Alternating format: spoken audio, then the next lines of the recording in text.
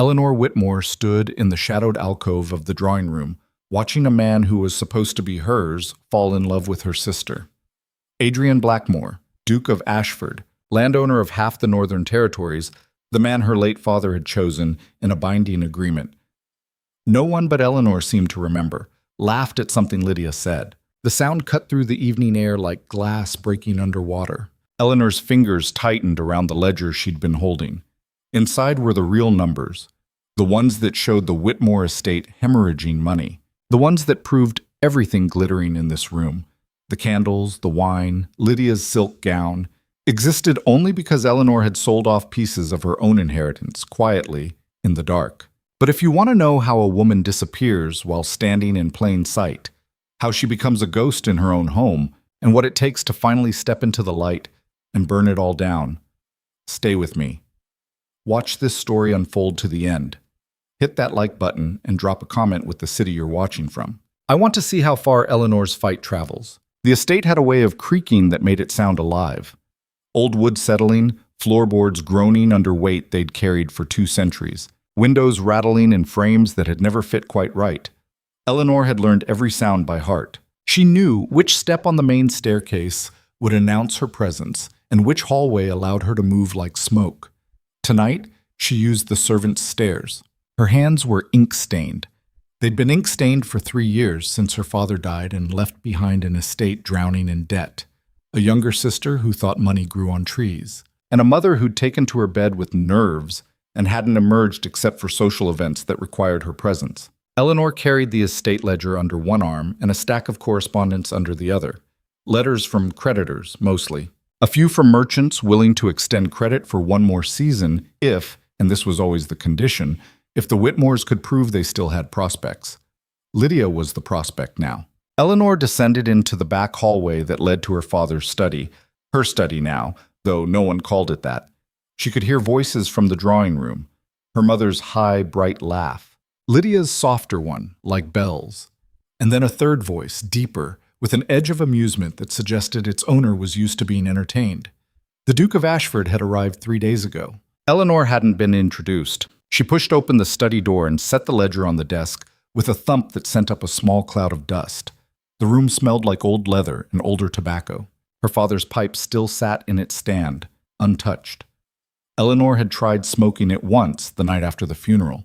She'd coughed until her ribs ached and then sat in his chair, staring at the columns of numbers that didn't add up, wondering what the hell she was supposed to do. She'd figured it out eventually.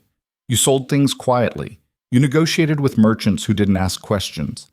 You made sure the surface stayed polished while the foundation rotted, and you kept your mouth shut. Eleanor opened the ledger and ran her finger down the latest entries.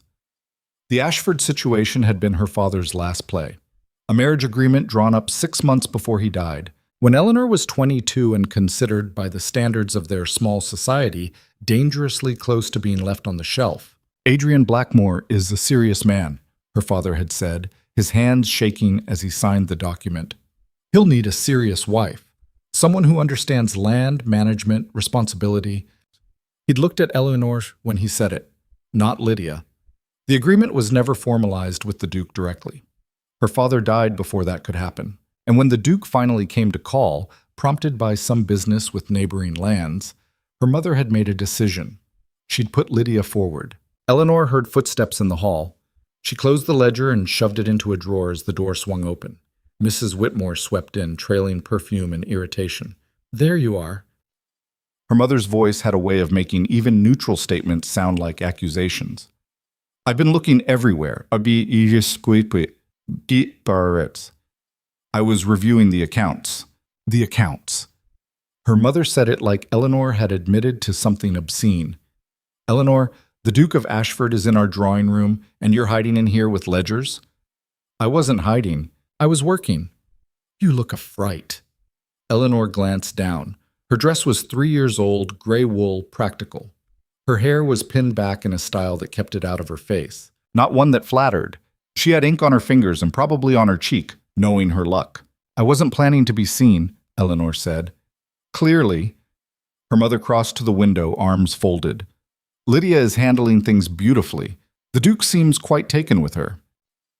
Something twisted in Eleanor's chest. She kept her face blank. That's good. It is. Her mother turned, eyes sharp. Which is why I need you to stay out of sight for the duration of his visit. Lydia doesn't need distractions. The word landed like a slap. Distractions, Eleanor repeated slowly. You know what I mean. You have a way of unsettling people. Too serious. Too clever. Men don't want clever, Eleanor. They want charming. Father wanted me to... Your father is dead. Her mother's voice went cold. And his plans died with him. Lydia is 19, beautiful, and perfectly suited to be a duchess. You're 25, unmarried, and far too old to entertain fantasies. Eleanor's nails bit into her palms. The agreement was never finalized. It doesn't exist. Her mother moved toward the door, paused. Stay in here, or go to your room. I don't care which, but do not come downstairs while the Duke is present. She left. Eleanor stood very still. The house creaked around her. Somewhere above, a door closed. Laughter drifted up from the drawing room, muffled and warm. She walked to the desk, pulled out the ledger again, and opened it to the page she'd been studying. The numbers blurred slightly. She blinked, focused.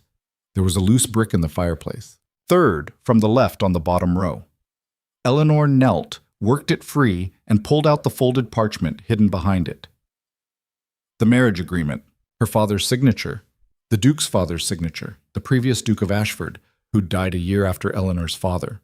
A contract between families, witnessed and sealed. Intended for Eleanor Victoria Whitmore and Adrian Charles Blackmore.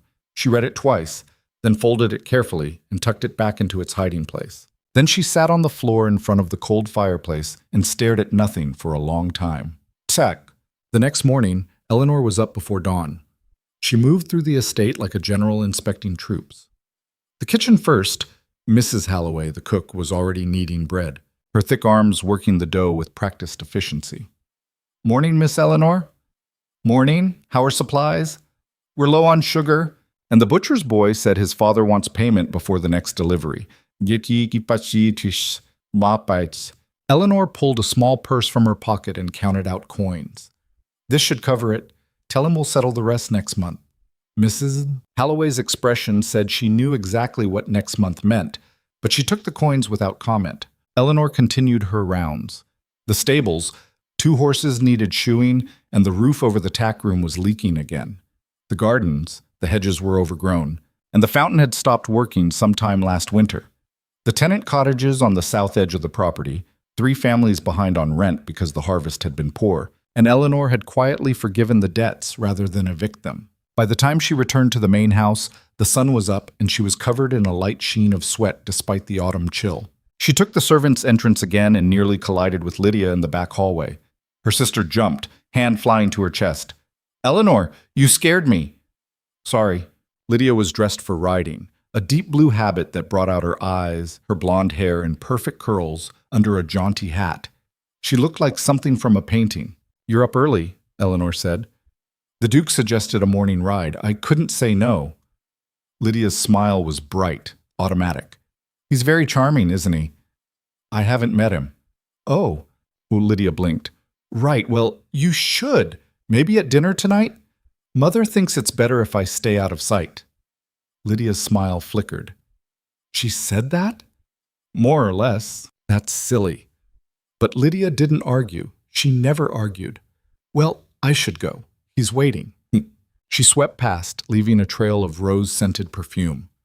Eleanor stood in the dim hallway and wondered, not for the first time, what it would feel like to be the kind of woman men waited for. She spent the afternoon in the study, writing letters. To creditors, polite requests for extensions. To merchants, carefully worded inquiries about selling off more assets. A painting here, a piece of furniture there.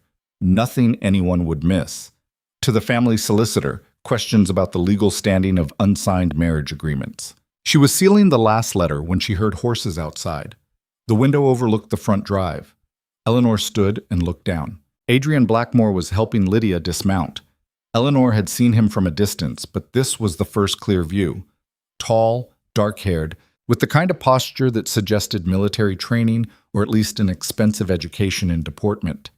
He was laughing at something Lydia said, his hand lingering at her waist a moment longer than strictly necessary. Lydia beamed up at him. Eleanor's chest felt tight. She turned away from the window and gathered her letters. The post would go out in an hour. She needed to get these to the front hall without being seen. She took the long way, through the portrait gallery. Family faces stared down at her from gilt frames. Whitmore's going back 6 generations, all of them looking vaguely disapproving. Her father's portrait hung at the end. He'd sat for it the year before he died, and the artist had captured something haunted in his eyes. Eleanor stopped in front of it. "You said he needed someone serious," she said quietly. "You said he'd need a wife who understood what it meant to carry a legacy." The painted eyes stared back, silent. "So what the hell am I supposed to do now?" No answer. Just the creaking of the house, the distant sound of voices. Eleanor left the letters on the hall table and retreated to her room. Dinner was an ordeal she watched from above. Her room was directly over the dining room. If she pressed her ear to the floor near the fireplace, she could hear muffled conversation. She told herself she wasn't going to do it. She did it anyway. Lying on the carpet, ear to the boards, she caught fragments.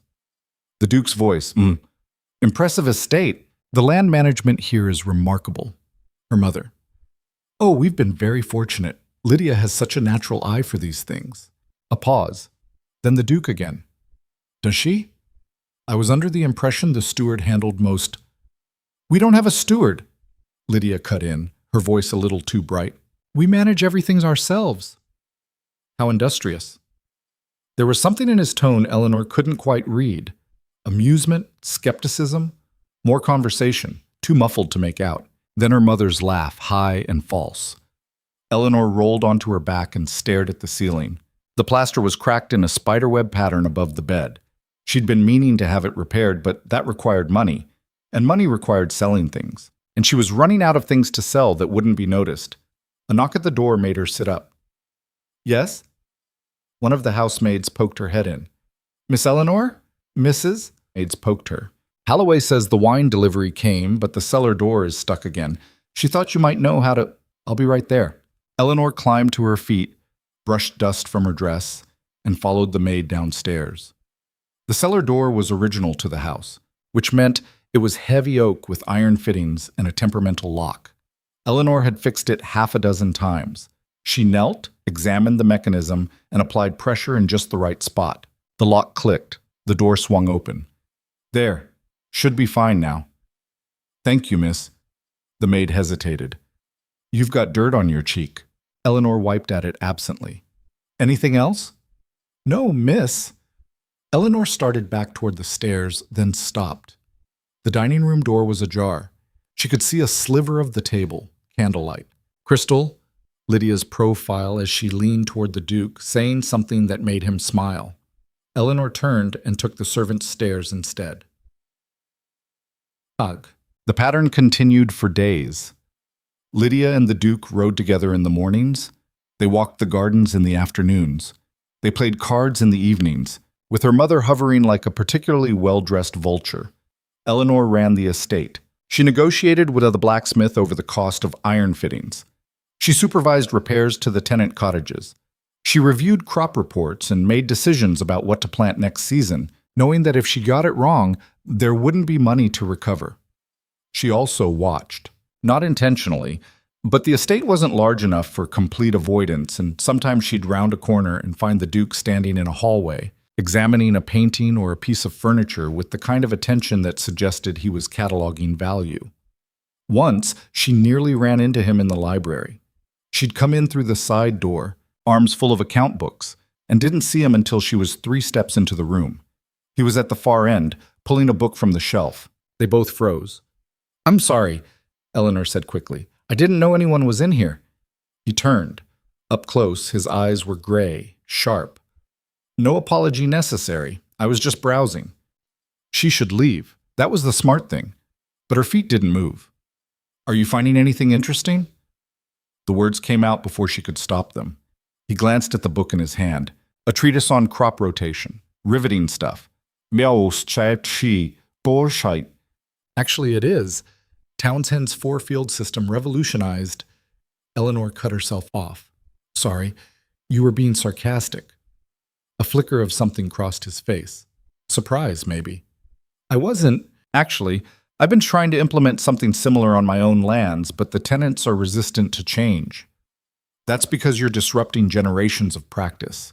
You need to show them the benefits first. Pilot it on a small section, let them see the results. He studied her. That's actually good advice. Eleanor felt heat creep up her neck. I should go. Wait. He took a step forward. Have we met? I don't think I've seen you at dinner. I'm Eleanor, the older sister. Ah. His expression shifted slightly. I didn't realize there was another Miss Whitmore. Most people don't. Well, she moved toward the door. Enjoy your reading, Your Grace. She left before he could respond. Her hands were shaking. That night, Eleanor couldn't sleep. She paced her room, then gave up and went down to the music room. It was the one space in the house that still felt like hers. Her mother never came in, said the pianoforte was out of tune and the room was drafty. Lydia had no interest in music beyond what was fashionable at parties. Eleanor lit a single candle and sat at the instrument. The keys were cool under her fingers. She started with scales warming up, then moved into something more complex. A Bach prelude, then a Beethoven sonata that her teacher had said was too difficult for her.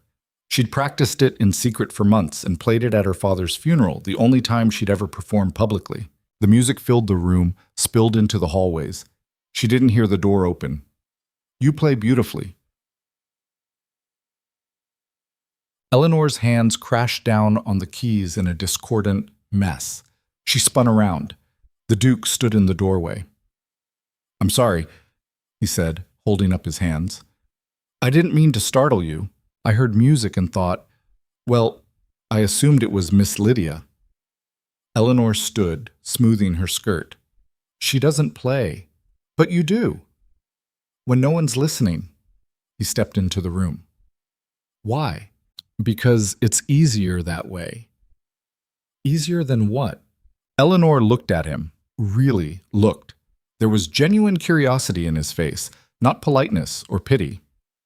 Easier than being told you're too loud, too intense, too much, she said. Music is the one thing I'm allowed to do that isn't useful, so I do it alone. He was quiet for a moment. That seems lonely. You get used to it. Should you have to? The question hung in the air between them. Eleanor broke eye contact first. It's late. I should play something else. What? Please. I'd like to hear more. He settled into a chair near the wall. Unless I'm intruding. She should say yes. Should send him away, protect herself, follow her mother's orders. Instead, she sat back down at the pianoforte. Any requests?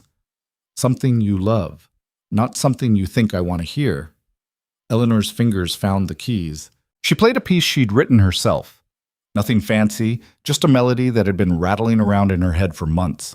Melancholy and fierce at the same time, like winter wind against windows. When she finished, silence. Then, did you compose that? Yes. It's extraordinary. Eleanor looked down at her hands. Thank you. You're full of surprises, Miss Eleanor. Most people don't bother looking for surprises in me. Their loss. She turned to face him. Why are you here? Really? He leaned back in his chair. Couldn't sleep. This house makes interesting sounds at night. It's old. Everything creaks. It's more than that. It feels like it's holding its breath. He paused. Or maybe that's just the people in it. Eleanor's throat tightened. You should go back to bed, Your Grace. Adrian. What? Call me Adrian. Your Grace makes me feel like my father. He stood. Thank you for the concert. He left. Eleanor sat at the pianoforte for a long time after, staring at the keys, wondering what the hell had just happened. Shesek. The next day, everything went wrong. It started with a letter. Eleanor was in the study, working through correspondence, when she found it. A notice from the bank. They were calling in the largest loan, the one secured against the estate itself. Payment due in full within 60 days, or they'd begin foreclosure proceedings. Her hands went numb. 60 days. She spread out the ledgers, ran the numbers 3 different ways. Even if she sold everything that wasn't nailed down, she'd come up short. The only solution was marriage. Specifically, Lydia's marriage to someone wealthy enough to assume the debt. Someone like Adrian Blackmore. Eleanor closed the ledger and pressed her palms against her eyes. A commotion in the hallway pulled her attention. Raised voices. Her mother's, then Lydia's, high and distressed. Eleanor opened the door.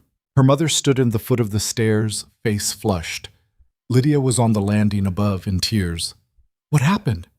Her mother whirled. "Stay out of this." "What happened?" Eleanor repeated. Harder.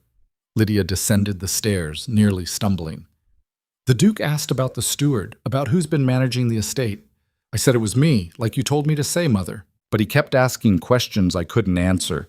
So you panicked," her mother snapped. "I didn't know what to tell him." Lydia's voice cracked. "He asked about crop rotation and tenant agreements and irrigation systems." Eleanor's stomach dropped. "What did you say?" I said we had people for that. And he asked who, and I said..." Lydia's eyes met Eleanor's. "I said you." Silence. Then her mother. "You what?" "I'm sorry. He was looking at me like I was lying. And it slipped out." Eleanor sank onto the bottom step. Her mother rounded on her. "This is your fault." "How is this my fault?" "If you weren't lurking around, interfering, making yourself useful, she wouldn't have had anything to confess." "I was keeping this place from falling apart. You were undermining your sister." Her mother's voice rose. "Do you have any idea what you've done? He was starting to propose. I could feel it." "And now he knows Lydia can't run an estate," Eleanor finished flatly. "Because she can't." Lydia made a wounded sound. Eleanor stood. "I'm not trying to hurt you, Lydia, but you can't pretend to be something you're not. Not about this." "So what am I supposed to do?" Lydia's tears were real now, streaming down her face. "You're smarter than me. You always have been. How am I supposed to compete with that?" "You're not competing with me." "We're not in competition." "Aren't we?" Lydia's voice went sharp.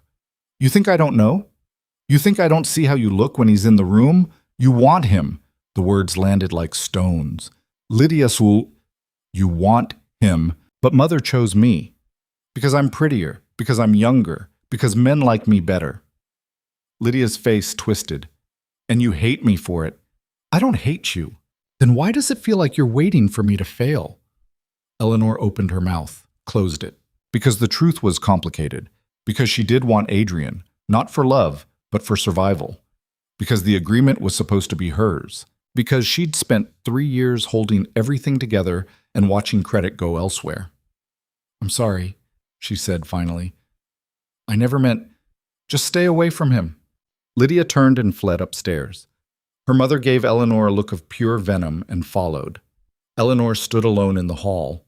The house creaked around her. She went back to the study, pulled out the marriage agreement one more time, and stared at her father's signature until the words blurred. Dinner that night was excruciating. Eleanor was required to attend. Her mother had sent a maid with the message, along with a dress that was slightly less drab than her usual attire. She sat at the far end of the table, silent, while Lydia performed. And it was a performance. Lydia laughed at the Duke's jokes, complimented his stories, batted her eyelashes in a way that would have been charming if Eleanor couldn't see the desperation behind it. Adrian, the Duke, seemed distracted. His gaze kept drifting down the table. To Eleanor. She focused on her plate. "Miss Eleanor," he said suddenly, "I understand you've been managing the estate." The table went still. "I assist with some tasks," Eleanor said carefully.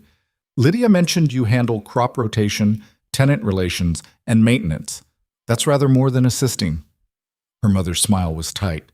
"Eleanor has always been industrious. It's admirable. Running an estate of this size is no small feat." "It's nothing," Eleanor said quickly. "Just basic management. There's nothing basic about increasing yields by 20% in 2 years." Eleanor's head snapped up. "How did you—" "I spoke with one of your tenants this morning. Older man, very talkative. Said you personally redesigned the irrigation system for his fields and forgave 3 months' rent when his wife fell ill." Heat crawled up Eleanor's neck. That was just practical. Up. Healthy tenants are more productive.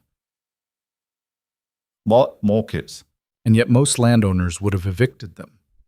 His eyes locked on hers. You're either very clever or very kind, possibly both. Lydia's fork clattered against her plate. Her mother stood abruptly. Shall we retire to the drawing room? Lydia was going to play for us. I thought Miss Lydia didn't play, Adrian said mildly. Silence. Lydia's face went red. I dabble. I'd rather hear Miss Eleanor play if she's willing. Adrian's gaze never left Eleanor's face. That piece from the other night has been haunting me. Other night? Her mother's voice went sharp. I couldn't sleep, Eleanor said quickly. I was in the music room. The Duke happened to overhear. How? Convenient. Adrian stood. Actually, I wonder if I might speak with Miss Eleanor privately about estate management. There are some techniques I'd like to discuss. I don't think, her mother began. It won't take long. Adrian's tone was polite, but there was steel underneath. Just a brief conversation. He extended his hand toward Eleanor. She looked at it. At him. At her mother's furious face and Lydia's devastated one. Then she stood and placed her hand in his. They walked to the library in silence. He closed the door. Eleanor pulled her hand away and crossed to the window, arms wrapped around herself. I need to understand something, Adrian said, and I need you to be honest with me. About what? About all of this. He gestured vaguely at the room, the house. I came here to court a woman I was told would make an excellent duchess, someone capable, intelligent, suited to manage lands and responsibilities. Eleanor's heart hammered against her ribs. But the woman I was told to court, Adrian continued, is not the woman I've been courting. Lydia is, charming, beautiful, utterly unprepared for the life I would give her. He took a step closer. You, on the other hand, have been running an estate on the verge of bankruptcy and somehow keeping it alive. You've been negotiating with creditors, managing tenants, making impossible decisions, all while hiding in shadows because someone decided you weren't worth seeing. Tears burned Eleanor's eyes. It doesn't matter. Why not? Because no one wants a woman like me. They want women like Lydia, pretty, agreeable, decorative. I don't want decoration. I want a partner. The words hit her like a physical blow. You don't know me, she whispered. I know you play music that makes my chest ache. I know you forgive debts you can't afford to forgive because you care more about people than profit. I know you've been fighting alone for so long you've forgotten what it's like to let someone stand beside you. You see, you all that boy. He was close now, just a few feet away. And I know that every instinct I have is telling me I'm talking to the wrong sister. Eleanor's breath caught. There was an agreement, she said, between your father and mine before they died. What kind of agreement? She told him. About the contract, the intentions. The plan that had died when her father did. Adrian listened, his expression unreadable. When she finished, he was quiet for a long moment. Then, why didn't you say anything? What was I supposed to say? My mother made her choice. Lydia needed this. The estate needed this. I'm good at being invisible. It's easier. Stop saying that. His voice was rough. Stop saying it's easier to disappear. What else am I supposed to do? Fight. He grabbed her hand. Stand in front of me and fight for what should be yours. Eleanor stared at him, at their joined hands. I can't. Why not? Because if I fight and lose, I'll have nothing left. The confession tore out of her. Right now I can tell myself it doesn't matter, that I'm fine being invisible. But if I step forward and you still choose her, I won't. You can't know that. I do know that. His grip tightened. Eleanor, look at me. She did. I came here for a wife, he said. I found one. She's just not the one I was pointed toward. The tears spilled over. This will destroy my family, Eleanor whispered. Your family has been destroying you for years. Lydia will survive. She'll find someone who wants a beautiful ornament. You deserve someone who wants a partner. So, do I? The question was barely audible. Or have I just convinced myself I do? Adrian lifted her hand to his lips, pressed a kiss to her ink-stained knuckles. "You do," he said, "and I'm not leaving until you believe it." Eleanor closed her eyes. The house creaked around them, and for the first time in 3 years, she let herself imagine stepping out of the shadows. Eleanor pulled her hand away. The space between them felt charged, dangerous. She took 2 steps back, putting the width of a reading table between herself and Adrian. "You need to leave," she said. "Eleanor, now, before someone sees us." Her voice was steadier than she felt. "This conversation never happened." Adrian's jaw tightened. "You can't keep pretending. Watch me." She moved toward the door, but he was faster, stepping into her path. "I won't let you do this to yourself. It's not your decision to make." "Then whose is it? Your mother's? Lydia's?" His eyes searched her face. "When do you get to decide what happens to your own life?" The question hung between them like a blade. Eleanor's throat burned. "Get out of my way." He didn't move. For a moment she thought he might actually refuse, might force this confrontation into the open, whether she wanted it or not. But then he stepped aside and she fled.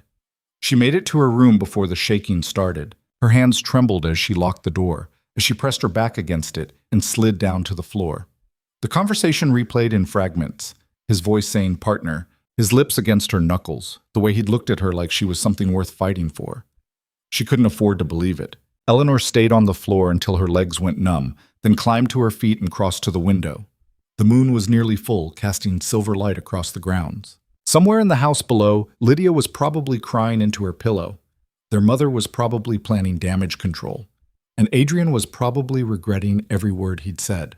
Eleanor rested her forehead against the cool glass.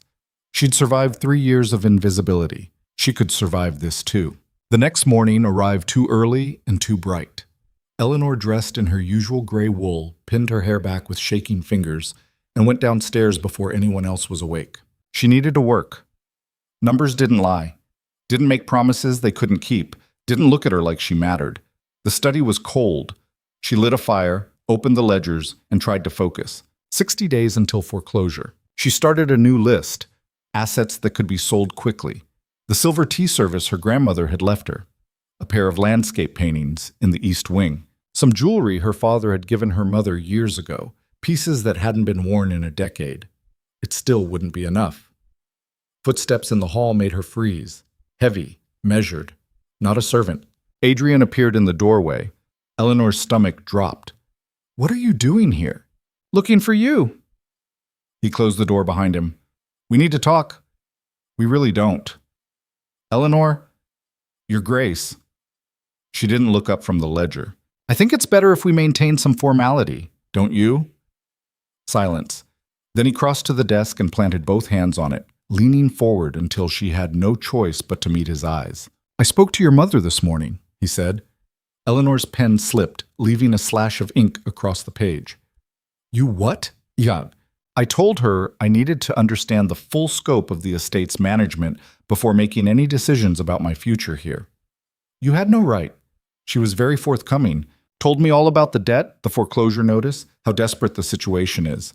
His voice was level, controlled. "She also made it very clear that my marrying Lydia is the family's only hope of survival." Eleanor's chest constricted. "Then you understand why last night was a mistake? Is that what you were going to say?" Adrian straightened. "Because it wasn't. Last night was the first honest conversation I've had in this house." "Honest?" Eleanor laughed, but it came out broken. "You want honesty? Fine. My family is drowning. We have 60 days before we lose everything. Lydia is the only card we have left to play, and I've been running interference, keeping the illusion alive that we're still worth something." Bonjour. She stood, gripping the edge of the desk. "You marrying her saves us. You marrying me, if that was even a real offer and not just some moment of temporary insanity, destroys my sister and leaves my mother with nothing. And what does it leave you with? Does it matter? It's the only thing that matters." Eleanor shook her head. "You don't understand what you're asking me to do." "Then explain it to me." "I'm asking you to let me disappear." The words ripped out of her, louder than she intended. "I'm good at it. I've had years of practice. Just Just marry Lydia, save the estate, and let me fade into the background where I belong. Adrian moved around the desk. She backed up until she hit the bookshelf. You don't belong in the background, he said quietly. You never have. That's not your call to make. Then make it yourself. Stop letting other people decide your worth. Easy for you to say. You're a duke. You can do whatever you want. Can I? His laugh was bitter. I'm here because my steward told me this estate bordered mine, and a marriage alliance would be strategically sound. I was handed a name, Whitmore, and told to make it work. I didn't ask questions. Didn't think to question whether the woman being presented was the woman I was meant to find. He paused. I've been doing exactly what you're doing, Eleanor. Following the path laid out for me because it seemed easier than fighting. She stared at him. What are you saying? I'm saying we both have a choice, and I'm choosing you. The words should have felt like victory. Instead, they felt like a trap closing around her ribs. You'll regret it, Eleanor whispered. Maybe, but I'll regret losing you more. A knock at the door made them both jump. Miss Eleanor? Mrs. Halloway's voice muffled through the wood. Your mother wants you in the drawing room, immediately. Eleanor and Adrian stared at each other. Go, he said. We'll finish this later. There's nothing to finish. Eleanor, but she was already moving past him, out the door, down the hall toward whatever fresh disaster waited. The drawing room was a tableau of fury. Her mother stood by the fireplace, spine rigid. Lydia sat on the settee, face blotchy from crying. And in the corner, looking deeply uncomfortable, was Mr. Pemberton, the family solicitor. Eleanor stopped in the doorway. What's going on? Her mother turned. Close the door. Eleanor did, slowly. Mr. Pemberton has brought some interesting information to my attention. Her mother's voice was ice. Regarding a certain agreement between your father and the late Duke of Ashford. Eleanor's blood went cold. The solicitor cleared his throat. Miss Eleanor, I was recently going through old files and came across a marriage contract that I believe was never properly disclosed to the current Duke of Ashford. A contract that names you, not Miss Lydia, as the intended bride. Lydia made a small, wounded sound. That contract, Eleanor said carefully, was never finalized. It died with my father. Actually, that's not quite accurate. Mr. Pemberton pulled a document from his case. The contract was witnessed and sealed by both parties.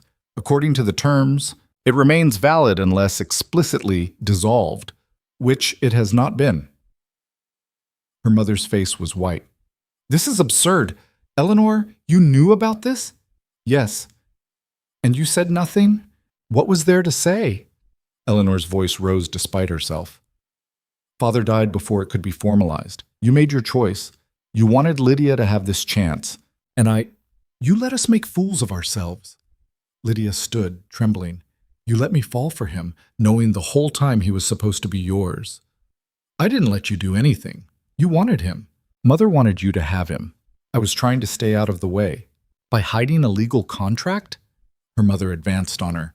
By sabotaging your own sister? I didn't sabotage anyone. Then why does it feel like you've been waiting for this moment? Lydia's voice cracked. Waiting to swoop in and take what's mine.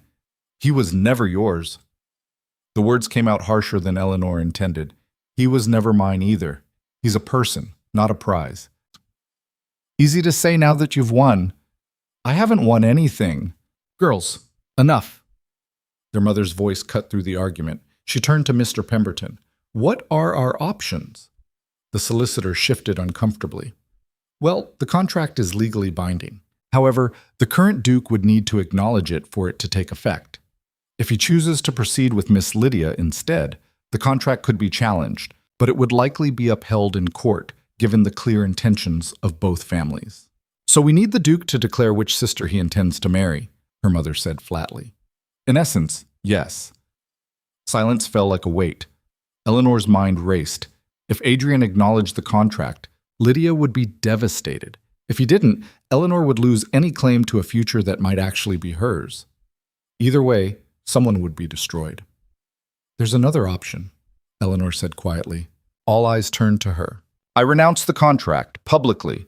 I'll sign whatever documents Mr. Pemberton needs to dissolve it completely.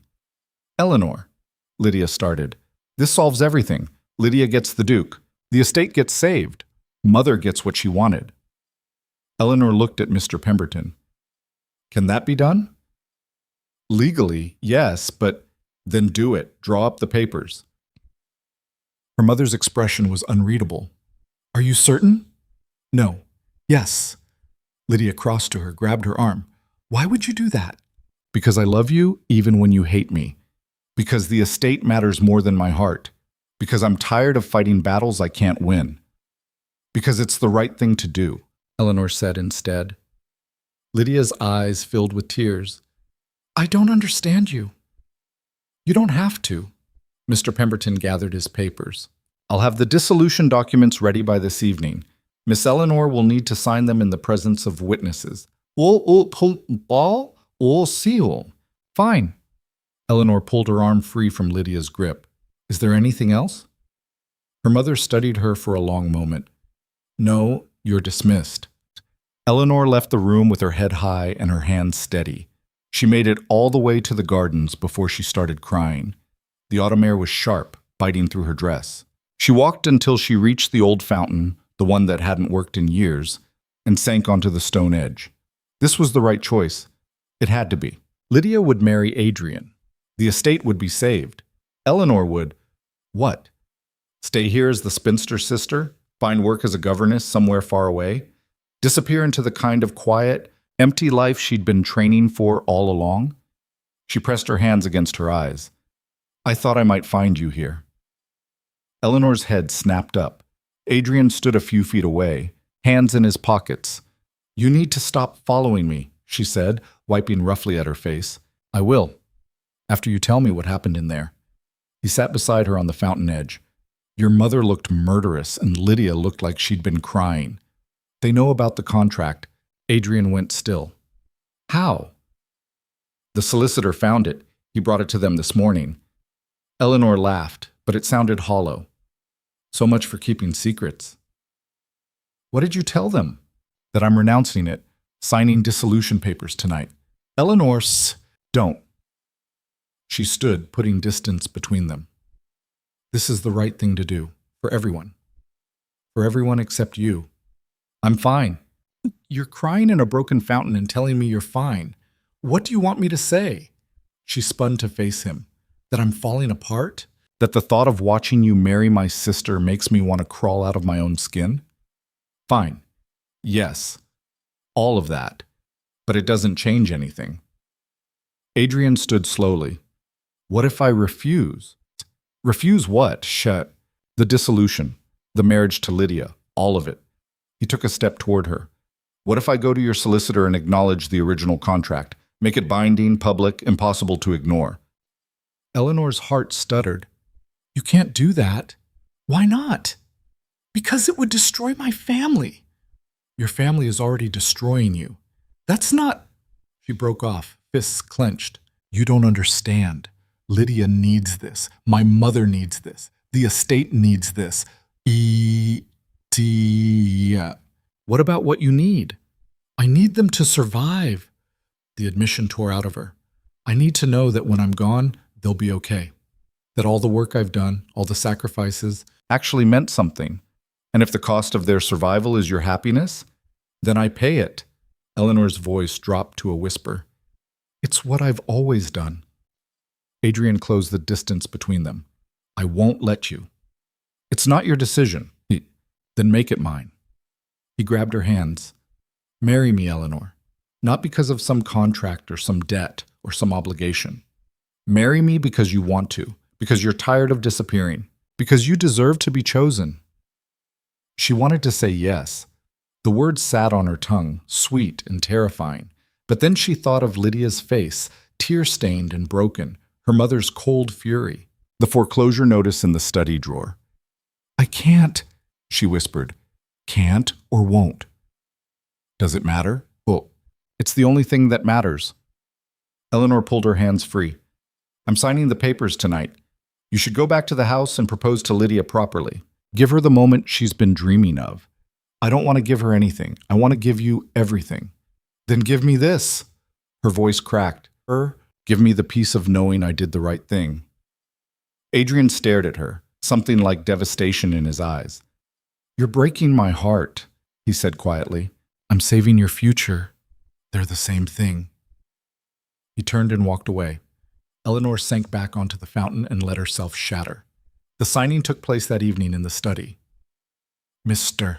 Pemberton had returned with the documents, thick sheaves of legal language that all boiled down to one thing. Eleanor Victoria Whitmore formally renounced any claim to marriage with Adrian Charles Blackmore, Duke of Ashford. Her mother was there as witness.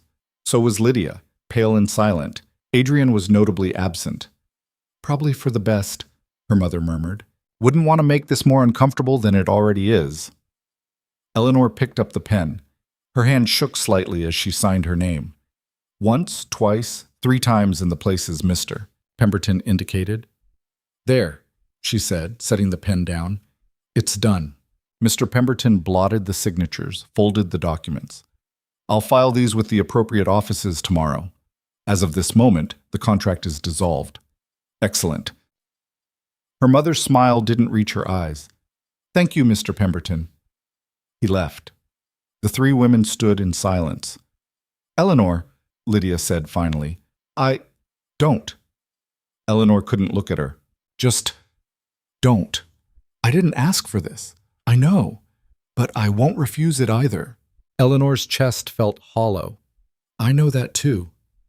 Lydia left. Her mother lingered in the doorway. You did the right thing. Did I? For the family, yes. She paused. For yourself. I don't know. I stopped trying to understand what you want years ago, Eleanor. You're too complicated, too much in your own head. Is that why you chose her over me? Because I'm complicated? Her mother's expression softened, just for a moment. I chose her because the world is easier for girls like Lydia, girls who smile and charm and don't ask difficult questions. She straightened. You would have been miserable as a duchess anyway. Too much performance, not enough substance. That's not an answer. It's the only one I have. She left too. Eleanor stood alone in the study, surrounded by ledgers and debts, and the ghost of a future she'd just signed away. A piece of paper on the desk caught her eye. Not one of the legal documents, something smaller, folded once. She opened it. Meet me at the East Gate at midnight, please. Eleanor crumpled the note in her fist. She should ignore it, burn it, pretend she never saw it. Instead, she watched the clock crawl toward midnight. The East Gate was barely visible in the darkness. Eleanor wrapped her cloak tighter against the cold and picked her way across the grounds. The moon was hidden behind clouds, and the wind carried the smell of coming rain. Adrian stood beneath the stone archway, shoulders hunched against the chill. You came, he said. I shouldn't have. But you did. Eleanor stopped a few feet away. What do you want? To give you a choice. He pulled something from his pocket, a small velvet box. Before everything gets decided for you, before you disappear completely, I want you to have one real choice. He opened the box. Inside was a ring, simple, elegant, utterly beautiful. I'm asking you to marry me, Adrian said, not because of a contract, not because of debt, because when I think about the future, the only person I see standing beside me is you. Eleanor's throat closed. I signed the papers, she whispered. I know. Lydia expects, I don't care what Lydia expects. My mother, Eleanor. He took a step forward. A step. Stop listing reasons why you can't have what you want. Just for 1 minute, be selfish. Be impossible. Be the woman who plays music in the dark and saves estates and refuses to be invisible anymore. Tears spilled down her cheeks. If I say yes, everything falls apart. Then let it fall. He reached for her hand. Let it all come crashing down, and we'll build something new from the pieces. You make it sound so easy. It won't be easy. It'll be a disaster. Your family will hate you. Society will whisper. We'll probably fight about money and land management and 1,000 other things. He slid the ring onto her finger. But we'll do it together. and that has to count for something. Eleanor looked down at the ring. It fit perfectly. I'm terrified, she admitted. So am I. What if we're making a mistake? Then we'll make it together. Adrian lifted her hand to his lips. Say yes, Eleanor. Please, say yes and mean it. She opened her mouth, closed it. The wind picked up, rattling through dead leaves. Yes, Eleanor whispered. Then louder. Yes. Adrian pulled her into his arms, and she let herself be held, let herself shake apart, and come back together in the space of a heartbeat. We need to tell them, she said against his shoulder. Tonight, before I lose my nerve. Are you sure? No, but I'm doing it anyway. They walked back to the house hand in hand. The lights were still on in the drawing room. Through the window, Eleanor could see her mother and Lydia talking, heads bent together. Last chance to run, Adrian murmured. Eleanor squeezed his hand. Not running, not anymore. They went inside together. Her mother looked up as they entered, eyes immediately dropping to their joined hands, to the ring on Eleanor's finger. What is this? Her voice was very quiet, very dangerous. I've asked Eleanor to marry me, Adrian said, and she's accepted. Lydia stood slowly, face draining of color. You can't be serious. I'm completely serious. But the papers... Her mother gestured wildly. She signed the dissolution. This is over. The papers dissolved the old contract, Eleanor said, finding her voice. They didn't stop us from making a new choice. A new choice? Her mother's laugh was sharp. Is that what you're calling this betrayal? I'm not betraying anyone. I'm choosing myself for the first time in my life. By stealing your sister's future? Doubt. He was never hers to lose, Eleanor's voice rose. You decided he was. You made that choice without asking me, without considering that maybe, I deserved a chance too. Lydia's hands were shaking. I loved him. No, you didn't. The words came out softer than Eleanor expected. You loved the idea of him, the title, the security, the story you could tell yourself about being chosen. But you didn't know him, you never tried to. And you did? In what, a handful of stolen conversations? Yes. Eleanor met her sister's eyes. In every conversation we had, he saw me. Not the useful sister, not the invisible one. Me. And I won't pretend that doesn't matter, just to make things easier for everyone else. Silence crashed through the room. Her mother sank into a chair. This will ruin us. The estate will be fine, Adrian said. I'll personally ensure the debts are cleared, and I don't care about the debts. Her mother's voice was hollow. I care about my daughter's reputation, both of them. Do you have any idea what society will say when they hear Eleanor stole her sister's fiancé? I wasn't engaged to Lydia, Adrian said firmly. I never proposed. I never made any promises. But everyone expected. Let them expect. Eleanor's voice was steady now, iron threading through it. I've spent years managing everyone's expectations. I'm done. Lydia turned to her, eyes red. I'll never forgive you for this. The words hit like a physical blow, but Eleanor didn't flinch. I know, she said quietly, and I'm sorry, but I'm not changing my mind. Lydia fled the room, shoulders shaking. Her mother stood slowly. You've made your choice, Eleanor. Live with it. She moved toward the door, paused. Don't expect me to celebrate this. Don't expect me to stand beside you when the whispers start. You've chosen him over your own blood. That's something I cannot forgive. She left. Eleanor and Adrian stood alone in the wreckage. Well, Eleanor said after a moment, that went about as badly as I expected. Are you all right? Ask me tomorrow. She turned to face him. Or next week, or next year. Right now I'm just trying to remember how to breathe. Adrian pulled her close. We'll figure it out. Will we? We have to. He pressed a kiss to her forehead. I didn't just propose to you so we could fall apart on day one. Eleanor laughed, but it came out watery. Day one. Is that what this is? First day of the rest of our lives. Very dramatic, very literary, very terrifying. That too. They stood there in the empty drawing room holding each other while the house creaked and settled around them. Tomorrow would be harder. Eleanor knew that. There would be consequences. confrontations, choices that couldn't be unmade. But tonight, with Adrian's arms around her and the ring solid on her finger, she let herself believe that maybe, just maybe, she'd made the right choice after all, even if it cost her everything else. The morning came too fast and too loud. Eleanor woke to the sound of shouting in the hallway. She sat up, disoriented, the events of the previous night crashing back in fragments. Adrian's proposal, the ring still on her finger, her mother's hollow voice saying, "I cannot forgive." More shouting. Her mother's voice sharp and furious, then Lydia's, higher, hysterical. Eleanor threw on a dressing gown and opened her door. Her mother stood at the top of the stairs, still in her nightclothes, holding a letter. Lydia was beside her, face blotchy and swollen. "What's happened?" Eleanor asked. Her mother turned. The look on her face was pure venom. "What's happened?" She advanced on Eleanor, shaking the letter. "What's happened is that you've destroyed us. Completely and utterly destroyed us." Eleanor's stomach dropped. "What are you talking about?" "This arrived an hour ago, hand-delivered from Lady Ashworth." Her mother thrust the letter at her. "Read it." Eleanor took it with trembling hands. The handwriting was elegant, precise. The content was a knife. "Dear Mrs. Whitmore, it has come to my attention through certain channels that your eldest daughter has ensnared the Duke of Ashford through means most unseemly. A secret contract, midnight meetings, stolen affections meant for her younger sister. While I cannot speak to the legality of such maneuvers, I can speak to their moral bankruptcy. The Ashford family has long prided itself on honor and propriety.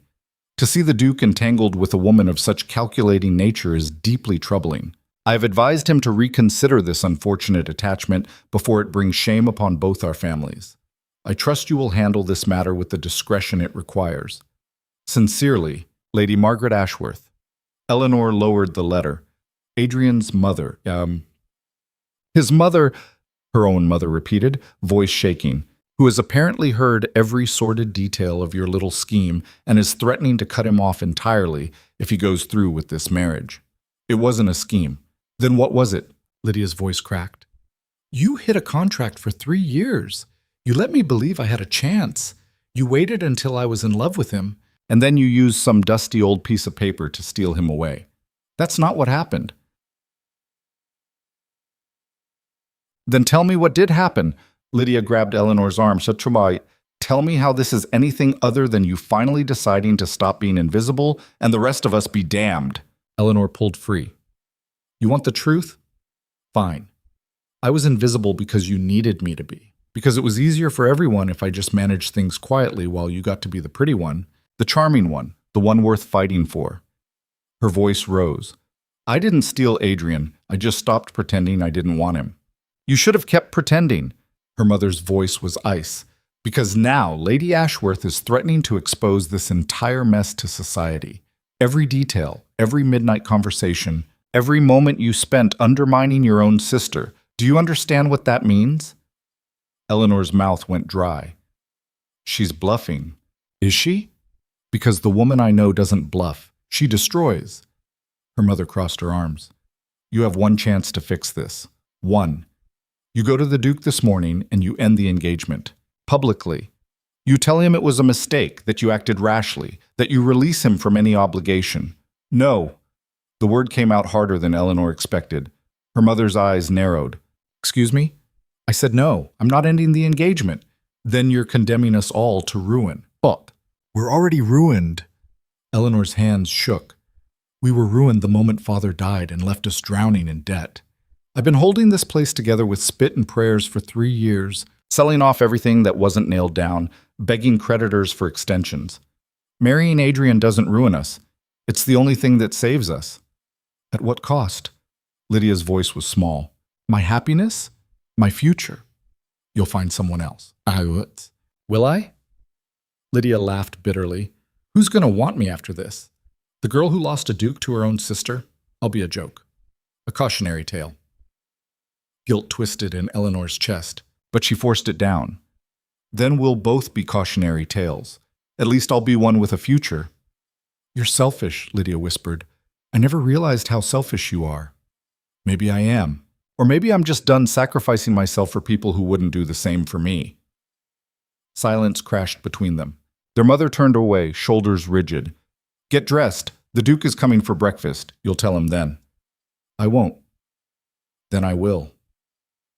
Her mother's voice went quiet, dangerous. I'll tell him exactly what kind of woman you are. Manipulative, calculating, willing to destroy her own family for a chance at a title. He won't believe you. Won't he? Her mother looked back over her shoulder. He barely knows you, Eleanor.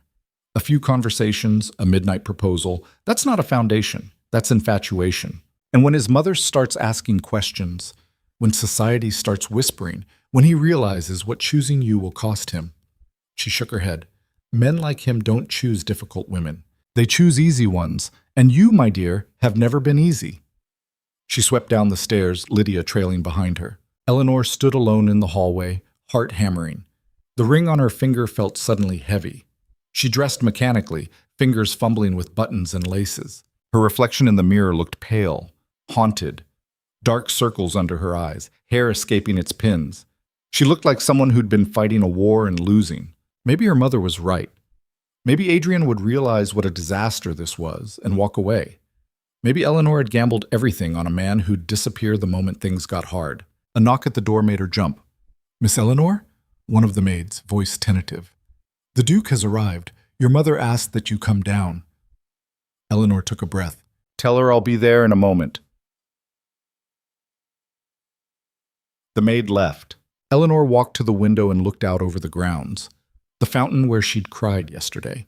The east gate where Adrian had proposed. The estate she'd been fighting to save for 3 years. She could end it. Walk downstairs, tell Adrian it was over, let her mother orchestrate Lydia's second chance. Or she could fight. Eleanor left her room with her spine straight and her hands steady. The breakfast room was a portrait in tension. Her mother sat at one end of the table, face composed but eyes hard. Lydia sat across from her, not eating, just pushing food around her plate. Adrian stood by the window, turning when Eleanor entered. The relief in his expression was palpable. Eleanor, Your Grace. She kept her voice neutral, aware of eyes on them. We need to talk. He glanced at her mother. Privately, anything you need to say can be said here, Mrs. Whitmore said smoothly. We're all family, after all. Oh, are we? Adrian's tone was polite, but there was steel underneath. Because the letter my mother sent me this morning suggested otherwise. Eleanor's heart sank. You received one too. At dawn. Hand-delivered. Very dramatic. He pulled it from his pocket.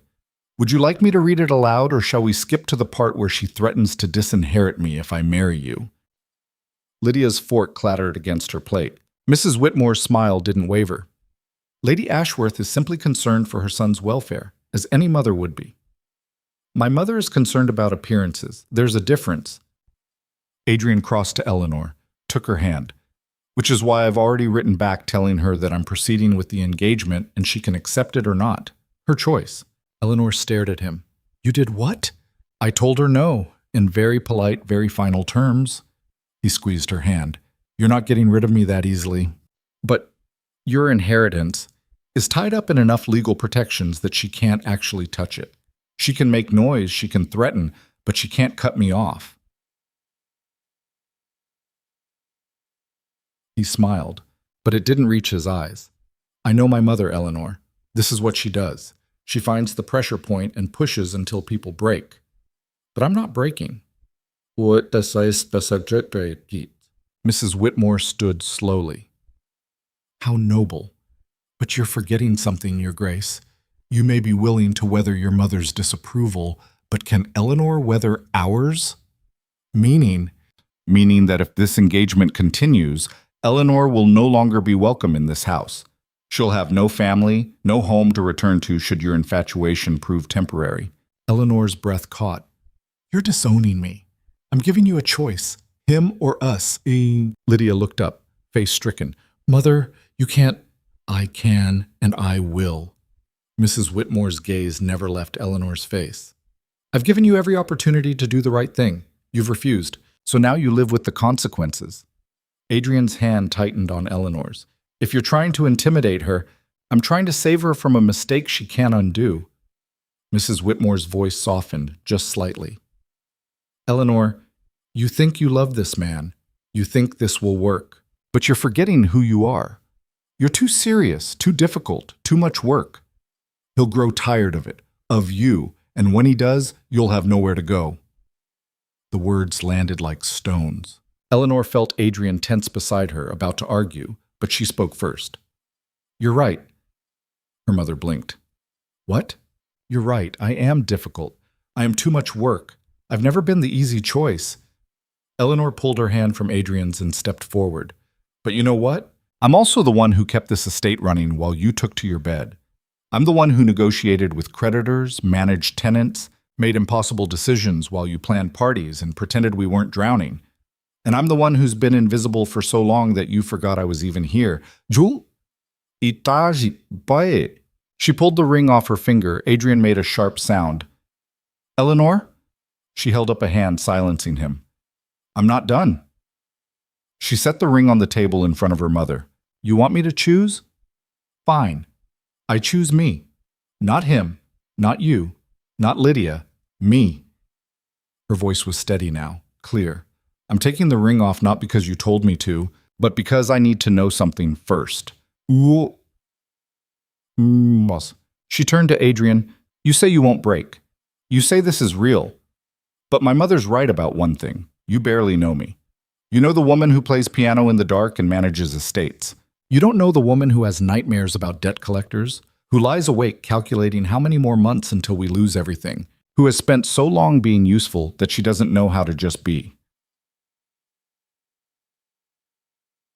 Eleanor, I need you to be sure. Her voice cracked. Because if you're not, if there's even a chance you'll wake up one day and realize I'm too much trouble, too much weight to carry, then walk away now. Let me handle the fallout alone. Don't make me believe in something just to watch it collapse. Silence. Adrian stared at her, expression unreadable. Then he crossed to the table, picked up the ring, and dropped to one knee. Eleanor Victoria Whitmore, he said clearly. I am absolutely, completely sure.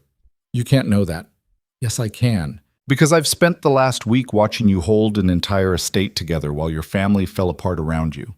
I've seen you forgive debts you couldn't afford to forgive, make decisions that would break most people, carry burdens that weren't yours to carry. And you know what I thought? Eleanor's throat closed. I thought, this is the woman I want beside me when everything goes to hell. This is the woman who won't run when things get hard. He held up the ring. So yes, I'm sure. I'm sure that you're difficult and complicated and too damn stubborn for your own good. And I'm sure that I want all of it. Every impossible, exhausting, brilliant piece of you. Tears burned Eleanor's eyes. Your mother can write all the threatening letters she wants. I'm not changing my mind. Society will talk. Let them. He stood, took her hand, slid the ring back on. Eleanor, I'm asking you to trust me, not because I'm perfect or because this will be easy, but because we're both tired of pretending to be something we're not. And maybe that's enough. Eleanor looked down at the ring, at Adrian's face, at her mother's cold expression and Lydia's devastated one. I'm still scared, she whispered. Good. So am I. He pulled her close. Let's be terrified together. She kissed him. It was brief, desperate, tasting of salt and fear and something that might have been hope. When they broke apart, her mother was standing. Then you've made your choice. Her voice was flat, final. Pack your things. I want you gone by this afternoon. Mother? Lydia started. No. Mrs. Whitmore's hand sliced through the air. She's made her bed. Let her lie in it. She swept from the room. Lydia stood slowly, eyes on Eleanor. I meant what I said. I won't forgive you. I know. But I also won't forget that you kept this place alive while I learned to flirt and dance. Lydia's voice was barely audible. I won't forget that you gave up everything and asked for nothing. Even if I hate you for this, I won't forget. She left too. Eleanor sagged against Adrian. What did I just do? Chose yourself, finally. It feels like I chose destruction. Maybe, but at least it's your destruction. He pressed a kiss to her temple. Come on, let's get you packed before your mother changes her mind and bars the doors. Eleanor's room looked different in daylight, smaller, shabbier. The furniture was old, the curtains faded. She'd lived here for 25 years, and somehow it had never felt like home. She pulled a trunk from the wardrobe and started packing. Dresses, practical and worn. A few books. The music sheet she'd written herself, hidden in the back of a drawer. The ledgers she'd kept, documenting every decision, every sacrifice. Adrian stood in the doorway watching. Is this everything? Everything that matters. Eleanor folded a shawl, tucked it in. Most of what I own has already been sold to keep the estate running. This is what's left. We'll get you new things. What is I don't need new things. I need... She trailed off, staring down at the trunk. I don't know what I need. A knock at the door made them both turn. Mrs. Halloway stood there, a prawn twisted in her hands. Miss Eleanor, I heard you were leaving. News travels fast. The staff is upset. You've been good to us. Fair. The cook's eyes were red. We wanted you to have this. She held out a small cloth bag. Inside were coins, not many, but enough to matter. We all pitched in, Mrs. Halloway said. Can't have you leaving with nothing. Eleanor's vision blurred. I can't take this. You can and you will. You've given us enough over the years. Forgiven wages when times were tight, made sure we had food even when the family went without. It's only right we give back. Eleanor took the bag, throat too tight for words. Mrs. Halloway pulled her into a brief, fierce hug. You'll do fine, miss. You're stronger than the lot of them put together. She left. Eleanor stood there, clutching the bag of coins, tears streaming down her face. Adrian crossed to her, wrapped his arms around her from behind. Your family doesn't deserve you. Maybe not. They're still my family. Not anymore. I am. The words should have felt comforting. Instead, they felt like another weight to carry. Eleanor finished packing in silence. By noon, her trunk was loaded onto Adrian's carriage. The staff had gathered in the courtyard to see her off, silent, solemn. Her mother was nowhere to be seen. Lydia watched from an upstairs window, face pale against the glass. Eleanor climbed into the carriage, Adrian beside her. As they pulled away, she looked back at the estate, the house where she'd grown up, the ground she'd walked 1,000 times, the fountain where she'd made her choice. It all grew smaller in the distance until it disappeared entirely. Where are we going? She asked quietly. My estate, Ashford Hall. Adrian took her hand. It's not perfect, but it's home, or it will be. Eleanor leaned her head against his shoulder and tried to believe him. The journey took 3 days. They stayed at inns along the way, separate rooms to maintain propriety despite the scandal already brewing behind them. Eleanor spent the night staring at unfamiliar ceilings, wondering if she'd made a catastrophic mistake. During the days, she and Adrian talked about his estate, larger than hers, more prosperous, but struggling with outdated farming methods and resistant tenants. About his father, who died when Adrian was young, leaving him to inherit too much responsibility too soon. About his mother, cold and controlling, who saw marriage as a business transaction and love as a weakness. She'll come around, Adrian said on the second day, watching countryside roll past. Eventually. Will she? Probably not, but we'll manage without her. Eleanor wasn't sure they would, but she didn't say it. On the third day, they crested a hill and Ashford Hall came into view. It was massive, 3 times the size of the Whitmore estate, with manicured gardens and gleaming windows and an air of permanence that made Eleanor's chest tight. This is where I'm supposed to belong? She said faintly. This is where you do belong. Adrian squeezed her hand. Come on, let me introduce you to the staff. Oh? The staff was lined up in the entrance hall, neat and professional. A housekeeper, butler, cook, maids, footmen, more servants than Eleanor had ever managed at once. Adrian introduced her as his fiancée. The reaction was muted, polite smiles, careful curtsies, but eyes that slid away too quickly. Eleanor could read the thoughts behind them. Who is she? Where did she come from? Why her? Mrs. Fletcher will show you to your rooms, Adrian said. I need to meet with my steward about some pressing matters, but I'll find you at dinner. He kissed her cheek and disappeared down a hallway. Mrs. Fletcher, the housekeeper, gray-haired and stern, led Eleanor up a grand staircase to a suite of rooms that could have fit her entire bedroom at home 3 times over. "Will these be satisfactory, miss?" Eleanor looked around at the silk wallpaper, the 4-poster bed, the sitting area with chairs that looked like they'd never been sat in. "They're lovely, thank you." Mrs. Fletcher hesitated at the door. "If I may be frank, miss, please." The staff is uncertain about this engagement. The Duke's mother sent word yesterday that there may be irregularities in the courtship, that you may have used undue influence. Eleanor's stomach dropped. "I see. I'm not saying I believe it," Mrs. Fletcher continued. "But there's talk, and talk has a way of spreading." "What kind of talk?" "That you're a fortune hunter, that you manipulated your way into this position, that the Duke doesn't know what he's gotten himself into." The housekeeper's expression softened slightly. "I've served this family for 30 years. I know the Duke is a good man. If he's chosen you, there must be a reason, but you'll need to prove yourself, to all of us." She left. Eleanor sank onto the bed, head in her hands. This was going to be so much harder than she'd imagined. Dinner was a disaster. Adrian was distracted, discussing crop rotations and equipment repairs with his steward between courses. Eleanor sat beside him, trying to follow the conversation, but the terminology was different here, different soil, different challenges. She contributed once, suggesting a drainage solution that had worked on her father's estate. The steward, a thin man named Carver, gave her a look that could have frozen water. "Begging your pardon, miss, but we've been managing this land for generations. I don't think we need advice from someone who's been here less than a day." Eleanor's face burned. "Of course, I didn't mean to presume." Adrian frowned. "Eleanor knows what she's talking about." Carver. "Her suggestions have merit." "I'm sure they do, Your Grace, but every estate is different. What works for a small property doesn't always scale." Small property. The dismissal was clear.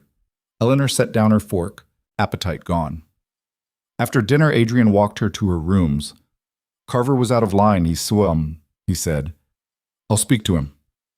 "Don't." Eleanor's voice was tired. "He's right.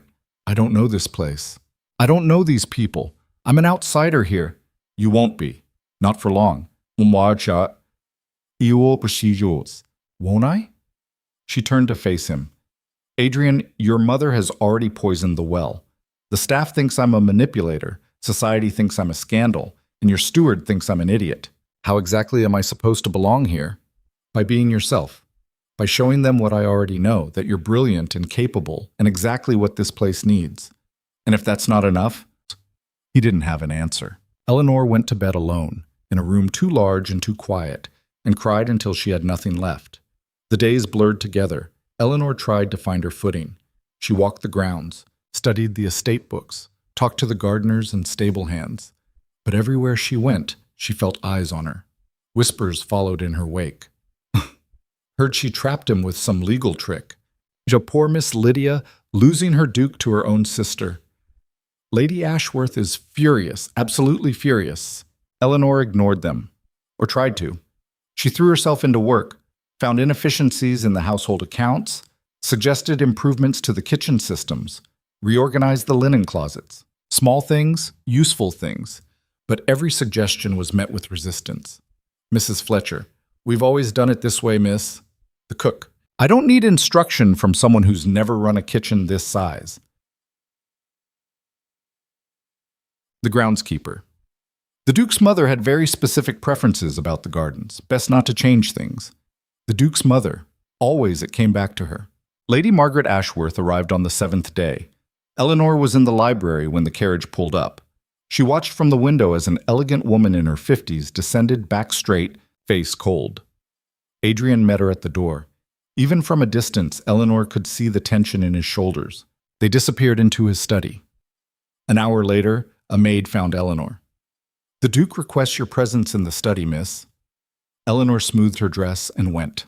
Lady Ashworth sat in a chair by the fireplace, every inch the Duchess.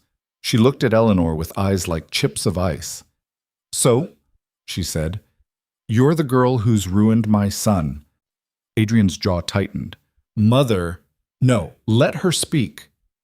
Eleanor met Lady Ashworth's gaze. I'd like to hear what I've supposedly done. You trapped him, used your family's connection, a contract that should have been dissolved years ago, to manipulate him into an engagement that benefits only you. That's not, isn't it? Lady Ashworth stood. You're a woman with no prospects, no dowry, no reputation worth mentioning. Your estate is bankrupt, your family is in disgrace, and you saw an opportunity. So you took it. Very clever, very calculating. Eleanor's hands clenched at her sides. I love him. Do you? Or do you love what he represents? Security, status, escape from the disaster you created for yourself. I didn't create the disaster. I inherited it. And yet you're the one who chose to sacrifice your sister's happiness to solve it. The words hit like a slap. Eleanor took a breath. You're right. I made a choice. I chose myself over Lydia, and yes, that was selfish. But I'd been choosing everyone else for 3 years. I'd been invisible for 3 years. And when Adrian offered me a chance to be seen, to be more than just useful, I took it. Her voice shook. If that makes me a villain in your eyes, fine. I can live with that. Lady Ashworth's expression didn't change. Can you live with the consequences? Because I will ensure you are never accepted in society. I will make certain every door is closed to you. I will turn you into a pariah. Mother, that's enough. Adrian moved to Eleanor's side. You can threaten all you want. It won't change anything. I'm marrying her. Then you're a fool. Maybe. But I'm a fool who's made his choice. He took Eleanor's hand, and nothing you say will change that. Lady Ashworth gathered her gloves, her reticule. Then you're on your own. Don't come crying to me when this disaster of a marriage falls apart. She swept from the room. Adrian pulled Eleanor into his arms. I'm sorry. Don't be. Eleanor's voice was muffled against his shoulder. She's only saying what everyone else is thinking. She's wrong. Is she? Eleanor pulled back. Adrian, what if she's right? What if I did trap you? What if I was so desperate to escape that I convinced myself this was real? Do you believe that? I don't know what I believe anymore. She wrapped her arms around herself. I'm so tired, and everyone here hates me, and your mother just declared war, and I can't keep fighting alone. You're not alone, aren't I? She looked up at him. You're with me at dinner and in the evenings, but during the day, you're with Carver or in meetings or managing things I don't understand yet. And I'm wandering this enormous house, trying to find something useful to do while everyone watches me like I'm a criminal. It'll get better. Will it? Because from where I'm standing, it looks like I traded one impossible situation for another. Silence fell between them, heavy and uncomfortable. Adrian's expression was pained. What do you want me to do? I don't know. Eleanor's voice cracked. I don't know what I want. I just know I can't keep doing this. She left before he could respond. That night, Eleanor couldn't sleep. She paced her room, then gave up and went down to the music room she'd discovered on the second floor. It was smaller than the one at home, but the pianoforte looked well maintained. She sat and played. The music started angry, sharp, discordant, but it softened as she went, becoming something sadder, more lost. She played until her fingers ached, until the first light of dawn crept through the windows. When she finally stopped, someone slow-clapped from the doorway. Eleanor spun around. A woman stood there, younger than Eleanor, maybe 22, with dark hair and a face full of sharp angles and sharper intelligence. Impressive, the woman said, though a bit melodramatic for my taste. Who are you? Catherine Ashworth, Adrian's cousin. She strolled into the room, examining Eleanor like a specimen. I've heard all about you, the scheming sister who stole a duke, very gothic, very scandalous. Eleanor stood. If you're here to insult me, I'm here because I'm curious. Catherine perched on the arm of a chair. Everyone says you're a fortune hunter, a manipulator, a disaster, but you don't look like a disaster. You look exhausted. Is there a difference? Usually no, but in your case, Catherine tilted her head, I think you might actually love him, which is unfortunate because this family will eat you alive. I'm noticing. Lady Ashworth has already started spreading rumors in London. By next week, you'll be the most talked about woman in society, and not in a good way.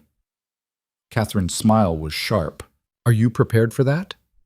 Eleanor sank back onto the piano bench. No. At least you're honest. Catherine stood, moved to the pianoforte, played a few notes. Can I give you some advice? Can I stop you? No. Catherine played a simple melody, something light and mocking. Stop trying to prove yourself to people who've already decided to hate you. Stop trying to fit into a space that was never meant for you. And for the love of everything, stop being so damn noble about your suffering. I'm not. You are. You're walking around this place like a martyr, taking every insult, every slight, like it's your penance for choosing yourself. Catherine stopped playing, turned to face her. If you're going to marry Adrian, if you're really going to do this, then do it. Stop apologizing for existing. Stop trying to be invisible. Be the woman who destroyed her family's plans and didn't blink. Be terrifying, because that's the only way you'll survive what's coming. Eleanor stared at her. I don't know how to be terrifying. Learn. Catherine headed for the door, paused. Or go home to your mother and sister and spend the rest of your life wondering what might have been. Your choice. She left. Eleanor sat in the music room as dawn fully broke, Catherine's words echoing in her head. Be terrifying. Eleanor stood, straightened her shoulders, and went to find Adrian. He was in his study, already dressed, working through correspondence. He looked up when she entered. Eleanor, I thought you'd still be sleeping. I need to see the estate books. All of them. He blinked. What? Your steward thinks I don't know what I'm doing. Your mother thinks I'm a fortune hunter. The staff thinks I'm a fraud. Eleanor crossed to his desk. So I'm going to prove them wrong. I'm going to find every inefficiency, every wasted pound, every outdated practice on this estate. And I'm going to fix them. Not because I need to prove myself, but because it's what I'm good at. Adrian stood slowly. Eleanor, and I'm not asking permission. I'm telling you what I'm going to do. You wanted a partner, not decoration. So let me partner with you. Let me actually be useful instead of just wandering around waiting for people to accept me. A slow smile spread across his face. This is the woman I asked to marry me. Good, because I'm tired of being the other version. Eleanor held out her hand. Show me the books. He did. They spent the morning in the study, Eleanor poring over ledgers while Adrian explained systems and processes. She found the first inefficiency within an hour, duplicate orders from suppliers, costing the estate an extra £100 a year. Then a second, outdated equipment contracts that could be renegotiated. Then a third, unused land that could be leased to tenants for additional income. By noon, she had a list of 15 changes that would save the estate thousands. Carver arrived at 1, summoned by Adrian. He looked at Eleanor with barely concealed disdain. Your Grace, I understand you wanted to see me. Miss Whitmore has reviewed the estate accounts, Adrian said. She's found some significant issues that need addressing. Carver's expression darkened. With respect, I've been managing these accounts for 15 years. And apparently wasting money for just as long. Eleanor slid the list across the desk. These are problems that should have been caught years ago. We're hemorrhaging funds on duplicate orders, outdated contracts, and inefficient land use. It's fixable, but it requires immediate action. Carver snatched the list, scanned it. His face went red. These suggestions are sound, Adrian interrupted. We'll implement them immediately. Work with Miss Whitmore to make the changes. Your Grace, I don't think that... That's an order, Carver. The steward's jaw clenched. He looked at Eleanor with pure hatred. Of course, Your Grace. He left, the door slamming behind him. Eleanor let out a breath. I think I just made an enemy. You made several the moment you arrived. Adrian pulled her close. But you also just proved you belong here, and that's what matters. Eleanor leaned into him, letting herself be held. For the first time since arriving at Ashford Hall, she felt like maybe, just maybe, this could work. Then a maid burst through the door, face white. Your Grace, Miss Whitmore, you need to come quickly. There's been an accident. They ran.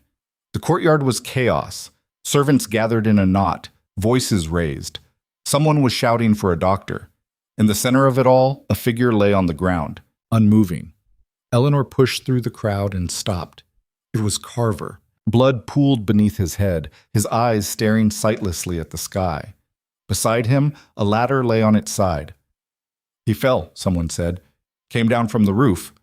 Checking the gutters like Miss Whitmore suggested. The ladder gave way. Eleanor's stomach turned to ice.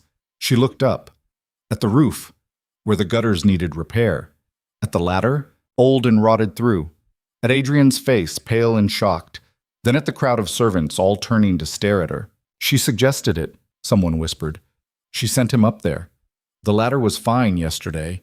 She knew it was faulty. She must have... Enough! Adrian's voice cracked like a whip. It was an accident, a terrible accident. But the looks didn't change. Eleanor stood there staring at Carver's body and realized with sickening clarity that this was only the beginning. Someone had sabotaged that ladder, and everyone thought it was her. The morning light came through Eleanor's window like an accusation. She hadn't slept, had spent the entire night staring at the ceiling, the ring on her finger catching moonlight. Her mind replaying the look on Lydia's face over and over until she thought she might be sick. A knock at the door made her sit up. "Eleanor?" Adrian's voice muffled. "Can I come in?" She pulled a shawl around her shoulders and unlocked the door. He looked as rough as she felt, shadows under his eyes, hair uncombed, still wearing yesterday's shirt. He carried 2 cups of something steaming. "Tea," he said, handing her one. "Mrs. Halloway made it. She's the only person who'll talk to me this morning." Eleanor took a sip. It was bitter, strong, perfect. "Where's everyone else?" "Opo?" "Bama Chassel." "Your mother locked herself in her room. Lydia left at dawn, took a carriage into town. No idea where she went." He sank into the chair by the window. "The staff is acting like someone died. Half of them won't make eye contact. They're loyal to my mother. And Lydia, but not to you?" Eleanor shrugged. "I've always been the one giving orders, not making friends. It's different." Adrian was quiet for a moment. "Do you regret it?" "Which part?" "Any of it." She looked down at the ring. The metal was warm from her skin. "Ask me in a week." "That's not an answer. It's the only one I have right now." Eleanor set the teacup down. "What happens next?" "I need to return to my estate, handle some business I've been putting off." He paused. "I want you to come with me." Her stomach dropped. "Adrian, not forever, just for a few days. Let things cool down here. Give your family space to process. Running away won't help. Neither will staying in a house where half the people want you gone." He leaned forward. "Eleanor, you won the fight, but you're bleeding out trying to hold the ground. Let me get you somewhere safe." "This is my home." "Is it? Or is it just the place you've been trapped?" The words hit harder than they should have. Eleanor stood and crossed to the window. Below she could see the gardens, the broken fountain, the estate she'd kept alive through sheer stubborn will. Leaving felt like surrender, but staying felt like drowning. 3 days, she said finally. "Then I come back." 3 days, Adrian agreed. They left that afternoon. Eleanor packed a single bag, wrote a note to her mother that she wasn't sure would ever be read, and climbed into Adrian's carriage feeling like a thief stealing away in broad daylight. The journey took 6 hours. They didn't talk much. Adrian seemed to sense she needed silence, needed space to sit with what she'd done. Eleanor stared out the window and watched the countryside roll past, feeling the distance grow between her and everything she'd known. Adrian's estate appeared just as the sun began setting. It was larger than the Whitmore property, better maintained, more alive. The house itself was stone and ivy, imposing but not cold. Servants came out to greet them. A housekeeper with a kind face, a stable master who took the horses with practiced efficiency. "Welcome to Ashford Hall," Adrian said, offering his hand to help her down from the carriage. Eleanor took it and stepped into her future. The first day passed in a blur. Adrian gave her a tour, showed her the library with its walls of books, the music room with a pianoforte that was actually in tune, the gardens that stretched out in careful geometric patterns. Everything was ordered, maintained, functioning. It made the Whitmore estate look like a dying patient in comparison. That night, Eleanor sat in the music room and played until her fingers ached. No one interrupted. No one told her to be quieter, to practice somewhere else, to make herself useful instead of indulgent. She played until she couldn't anymore, then sat with her hands in her lap and cried. Adrian found her like that an hour later. "I'm fine," she said before he could ask. "You're not, and that's allowed." He sat beside her on the bench. "You just blew up your entire life, Eleanor. You're allowed to fall apart." "I don't have time to fall apart." "Why not?" "Because if I stop moving, I'll realize what I've done, what I've lost." Her voice cracked. "Lydia hates me. My mother won't speak to me. The estate is still drowning in debt, even if you've promised to help, and I don't know who I am if I'm not fixing things, holding things together, making sure everyone else survives." Adrian took her hand. "You're the woman who plays music that breaks hearts, who saves estates and forgives debts and refuses to disappear even when everyone tells her to. You're the woman I'm going to marry." He paused. "And right now, you're the woman who needs to sleep, eat something, and stop trying to hold the entire world on her shoulders." I don't know how to do that." "Then learn. You've got time." She leaned against him, exhausted. "What if this was a mistake?" "Then we'll fix it. Together." "You keep saying that." "Because I mean it." Eleanor closed her eyes and let herself believe him. The second day, a letter arrived. Eleanor recognized her mother's handwriting on the envelope. Her hands shook as she opened it.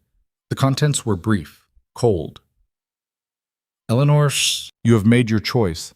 I can only hope you are prepared to live with the consequences. Lydia is devastated. She has taken to her bed and refuses to eat. The servants whisper. Our neighbors ask questions I cannot answer. I do not know what you hope to gain by this betrayal, but I can assure you it was not worth the cost. Do not expect to be welcomed home." Mother Eleanor read it twice, then set it carefully on the desk in front of her. Adrian appeared in the doorway. "Bad news? Oh, ishcho." "My mother has officially disowned me." He crossed the room, read the letter over her shoulder. "She'll come around." "Will she?" Eleanor's laugh was hollow. "You don't know her. She holds grudges like other people hold heirlooms. This, what I did, she'll never forgive it. Then that's her loss." "Is it? Or is it mine?" Eleanor stood, paced to the window. "I gave up my family for you, Adrian. What if that was the wrong calculation? You didn't give them up. They pushed you out. Same result?" Adrian caught her hand, stopped her pacing. "Listen to me. Your mother spent years making you invisible because it was convenient. Your sister took everything you built and pretended it was hers. They didn't value you, Eleanor. They used you. They're still my family. Family is supposed to see you, not erase you." His grip tightened. "I see you, and I'm not going anywhere." Eleanor wanted to believe him, but the letter sat on the desk like an indictment, and her chest felt hollow. That afternoon, Adrian's steward arrived with news. Eleanor was in the library when she heard raised voices from the study. She shouldn't eavesdrop, knew it was wrong, but old habits died hard. She pressed her ear to the door. "Can't be serious," the steward was saying. "Your Grace, the Whitmore estate is a disaster. The debts alone would take years to clear, and that's not accounting for the structural repairs. The tenant issues, I'm aware of the problems," Adrian cut in. "Then you understand why absorbing their debts is financial suicide. The estate brings in barely enough to sustain itself. It would be a drain on your resources for decades." "I don't care." "Your Grace!" "I said I don't care." Adrian's voice went hard. "Draw up whatever papers are necessary. I want the foreclosure stopped and the major creditors paid off within the month." Silence. Then, "May I speak freely? When have I ever stopped you? This is about the woman, Miss Eleanor." Eleanor's stomach dropped. "Her name is Eleanor Whitmore," Adrian said quietly. "Soon to be Eleanor Blackmore. And yes, this is about her. It's about making sure the estate she saved doesn't fall apart the moment she leaves it." "A noble sentiment. But Your Grace, you barely know her. You've spent, a week in her company? And now you're risking your financial stability for the woman I'm going to marry. For the woman who's been holding that estate together with nothing but intelligence and sheer will. For the woman who deserves to know that her work wasn't wasted." Adrian paused. "Prepare the documents, Matthews. That's not a request." Footsteps. Eleanor barely had time to duck into a side corridor before the steward emerged, face tight with frustration. She waited until he left, then slipped into the study. Adrian stood at the window, shoulders tense. "How much did you hear?" he asked without turning. "Enough." Eleanor closed the door. "Adrian, you can't bankrupt yourself for my family's estate. I'm not bankrupting myself. I'm making an investment." "In what? Broken fountains and leaking roofs?" "In you." He turned to face her. "In making sure that when you look back at the choice you made, you don't have to watch everything you built crumble because I wasn't willing to help. That's not your responsibility. It is if I want you to marry me without regret." Eleanor crossed to him, grabbed his arm. "Listen to me. The estate was dying long before you arrived. My father's debts, my mother's spending, years of mismanagement. None of that is your problem to solve. Then whose problem is it? Mine. It was always mine, and I—" She broke off, throat tight. "I failed, Adrian. I kept it alive as long as I could, but I was always going to fail eventually. That's not on you." Adrian's hands came up to frame her face. "You didn't fail. You survived an impossible situation with no support and no recognition, and now you have both.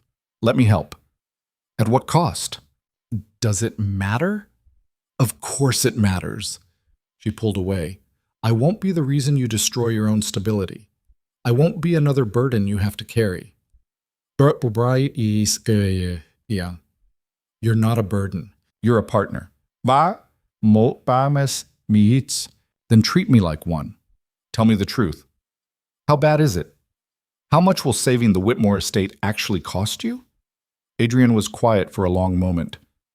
"It won't ruin me," he said finally, "but it will limit my options for the next few years. No major expansions, no new investments, tighter budgets. Because of me. Because of us. Because I'm choosing to invest in something that matters more than profit margins." Eleanor sank into a chair. "You're insane." "Probably." He knelt in front of her. "But I'd rather be insane with you than sensible alone." She looked at him, really looked, at the man who'd seen her when everyone else looked through her, who'd offered her a future when she'd resigned herself to shadows. "I don't deserve you," she whispered. "Yes, you do. You just need to start believing it."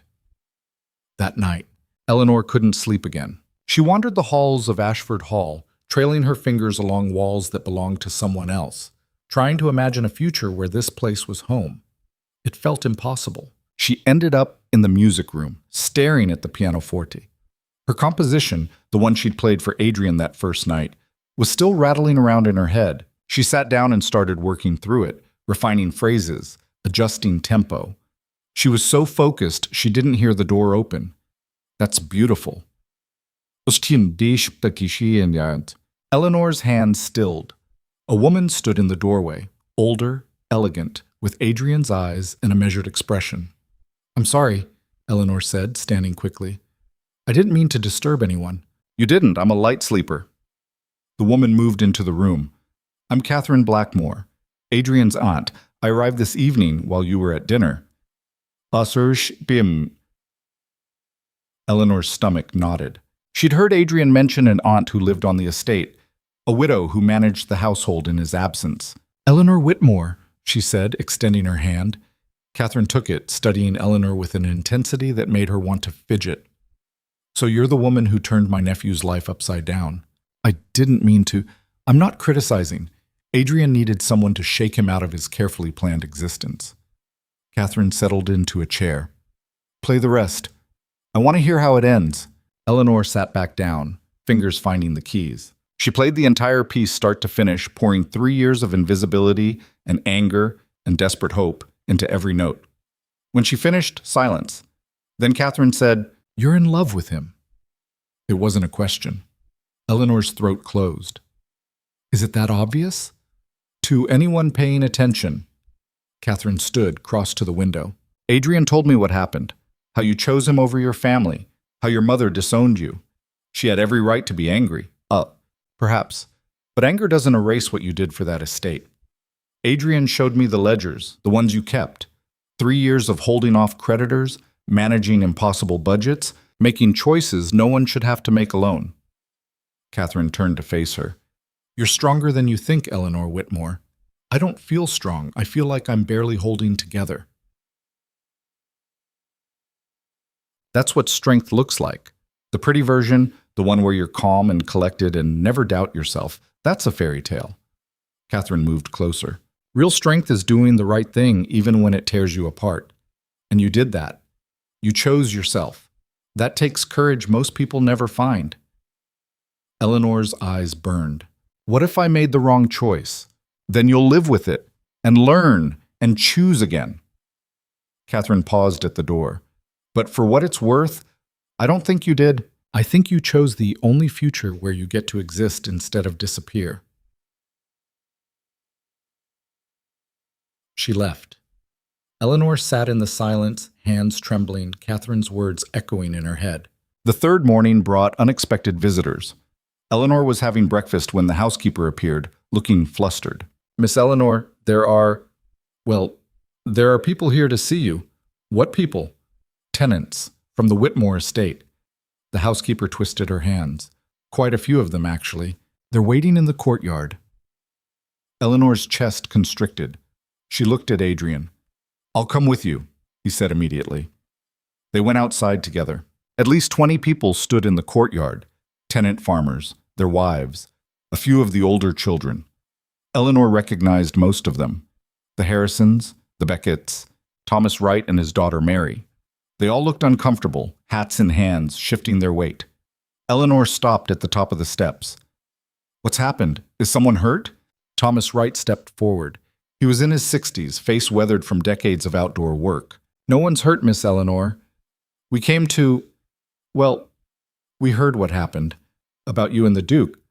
About your mother turning you out. Eleanor's face heated. News travels fast. Always does. Thomas cleared his throat. We wanted you to know we don't hold with what your mother said about you being a betrayal or some such nonsense. A murmur of agreement from the crowd. We know what you did for us, a woman called out. Mrs. Harrison. When my John broke his leg last winter, you forgave our rent for 3 months. Said we could make it up when the harvest came in. The irrigation system you redesigned saved our crops when the drought hit, another man added. You got my daughter work in the main house when we were starving, Mary Wright said, voice shaking. Paid her yourself when your mother said there was no budget for it. Eleanor's throat closed. Thomas stepped closer. Point is, Miss Eleanor, you've been taking care of us for years. While your mother spent money on fancy dresses and your sister played at being a lady, you were in the fields, in the barns, making sure we survived. He pulled off his hat. You're the one who saved that estate, not your family. You. And we wanted you to know we see it. We're grateful. Tears spilled down Eleanor's cheeks before she could stop them. I was just doing what needed to be done, she managed. Maybe. But you didn't have to do it the way you did, with kindness, with respect. You could have been like other landowners, squeezing us dry, not caring if we lived or died. Mrs. Harrison's voice was fierce. You chose to see us as people. That matters, Miss Eleanor, more than you know. Eleanor descended the steps, moving into the crowd. Mary Wright grabbed her hand. Don't let them make you feel small. You're worth 10 of your sister, and everyone knows it. Mary, yee. It's true. Lydia's pretty and charming, but she never once asked me my name in 2 years of me serving her breakfast. You knew it the first day I started. Mary squeezed her hand. That's the difference between you.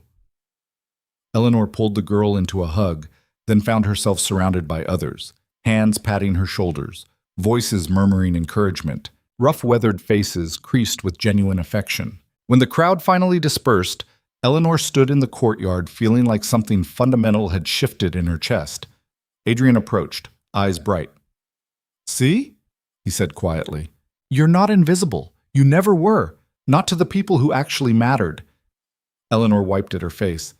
I thought I was just doing my job, keeping things running. You were building loyalty, earning respect, making people's lives better. He took her hand. That's not invisible, Eleanor. That's power. The kind that lasts. That afternoon, another letter arrived. This one was from Lydia. Eleanor almost didn't open it, but curiosity won out. Eleanor, I'm not writing to forgive you. I'm writing because Mother is planning something, and I thought you should know. She's been meeting with the solicitor, talking about contesting the engagement, claiming you manipulated the Duke somehow. She's also spreading rumors in town, saying you seduced him, that you've been plotting this for months. I know what you're thinking, that I'm part of it. I'm not. I'm angry, yes. I feel betrayed, but I'm not cruel. Mother is. She won't stop until she's destroyed your reputation completely. And Father's agreement won't protect you, not if she can convince enough people you're a liar. I don't know why I'm warning you. Maybe because despite everything, you're still my sister. Maybe because some small part of me knows you weren't wrong about everything. I did want the title more than the man. And that's not love, it's ambition. You were right about that. I still hate you for taking him, but I also understand why you did. Be careful, Eleanor. Mother is dangerous when she's cornered. Eleanor read the letter 3 times, then handed it to Adrian. He read it, face darkening. She's going to make this ugly. I know. We need to move quickly, announce the engagement formally, make it impossible for her to claim manipulation. Becky's Mao said, Chan. He paused. Are you ready for that? Eleanor thought about the tenants in the courtyard, about Catherine's words, about the ring on her finger and the man standing beside her. Yeah, she said. I'm ready. They composed the announcement that evening. Formal, direct, impossible to misinterpret. Adrian had it sent to the major papers, to his solicitor, to every relevant member of society who might care. The Duke of Ashford is pleased to announce his engagement to Miss Eleanor Victoria Whitmore. The wedding will take place at Ashford Hall in 6 weeks' time. Eleanor stared at the words until they blurred. 6 weeks. We can make it longer if you need time, Adrian said. No, longer gives my mother more room to maneuver. Eleanor set the paper down. 6 weeks is fine. That night, she dreamed of her father. He was standing in his study, healthy and whole, looking at her with that expression of quiet pride he used to wear when she solved a particularly difficult estate problem. You did well, he said in the dream. Did I? Eleanor's voice was small. I broke the family apart. You saved yourself. That's harder. He moved to the window, looked out at grounds that were somehow both the Whitmore estate and Ashford Hall at once. I knew you'd have to choose eventually, between them and you. I'm sorry I left you with that burden. Why didn't you finalize the contract before you died? Because I wanted you to have a choice. He turned back to her. If the choice was already made, you'd never know if you actually wanted it or just accepted it because there was no other option. This way, painful as it is, you chose. You wanted this. I hurt people. You saved yourself. There's a difference. Eleanor woke with tears on her face.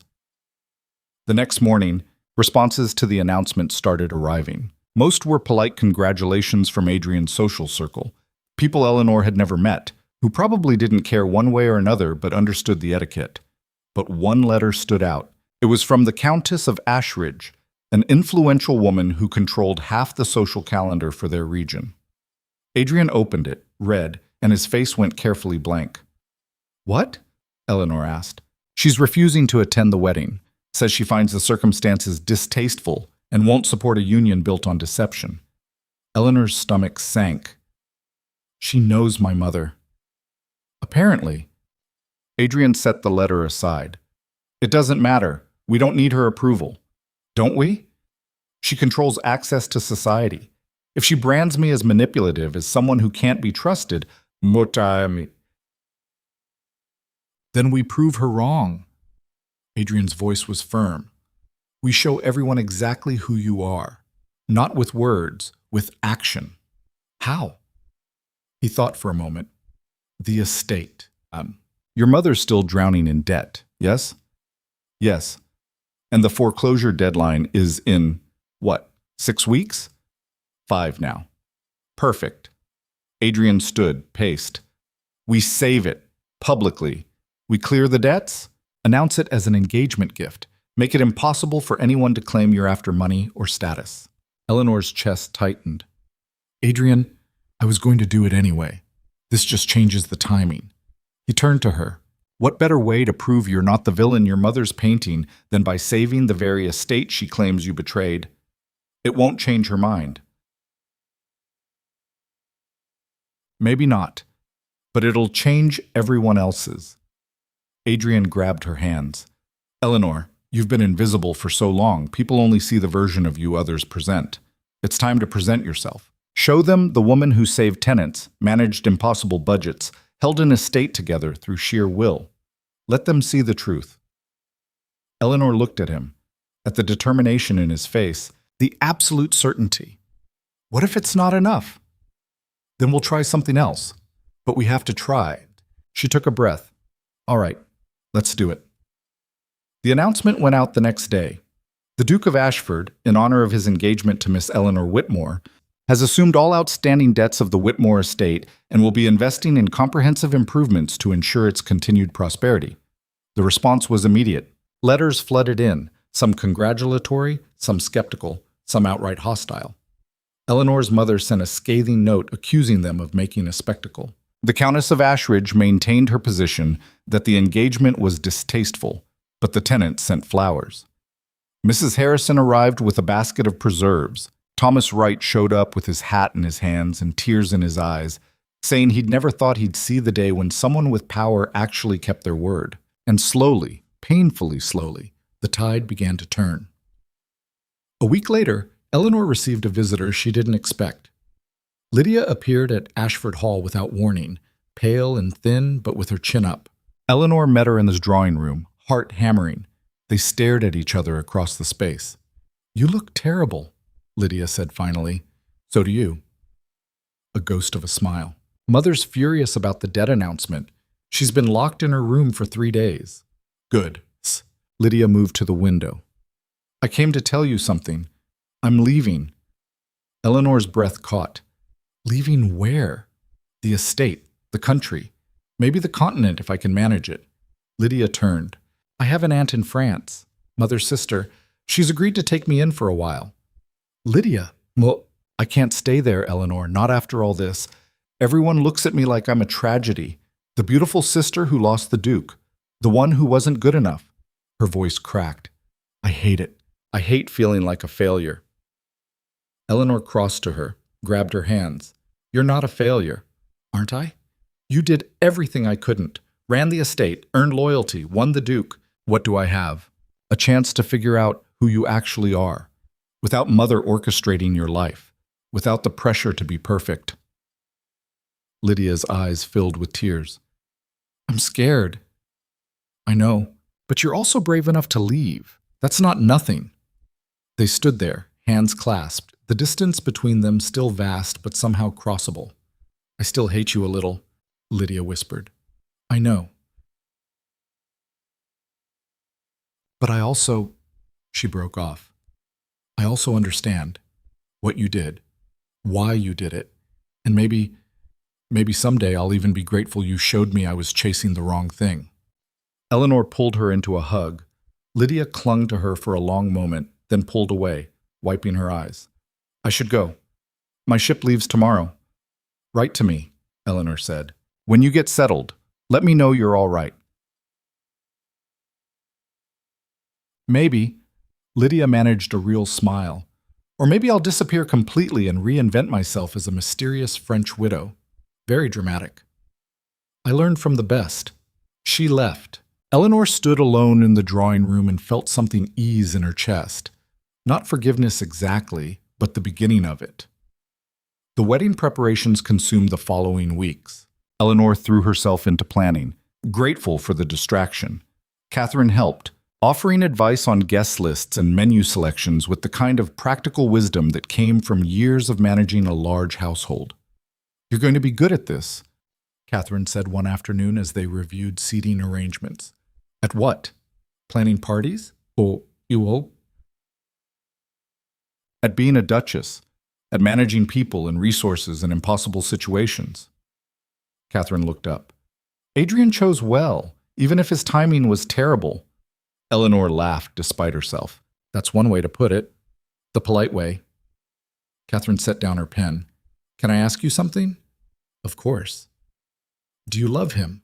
Or do you love what he represents? Safety, security, escape from your family? Eleanor was quiet for a long moment. Both, she admitted. At first, I think it was mostly escape. A way out of an impossible situation. But now, she broke off.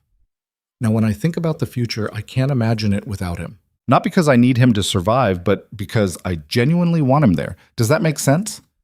Perfect sense, Catherine smiled. That's how it should work. Need first, then want. Most people get it backwards. The week before the wedding, Eleanor made a decision. She was going to go back to the Whitmore estate. One last time. Adrian tried to argue. Your mother won't see you. It'll just hurt. I know, but I need to say goodbye. To the house, to the life I had there.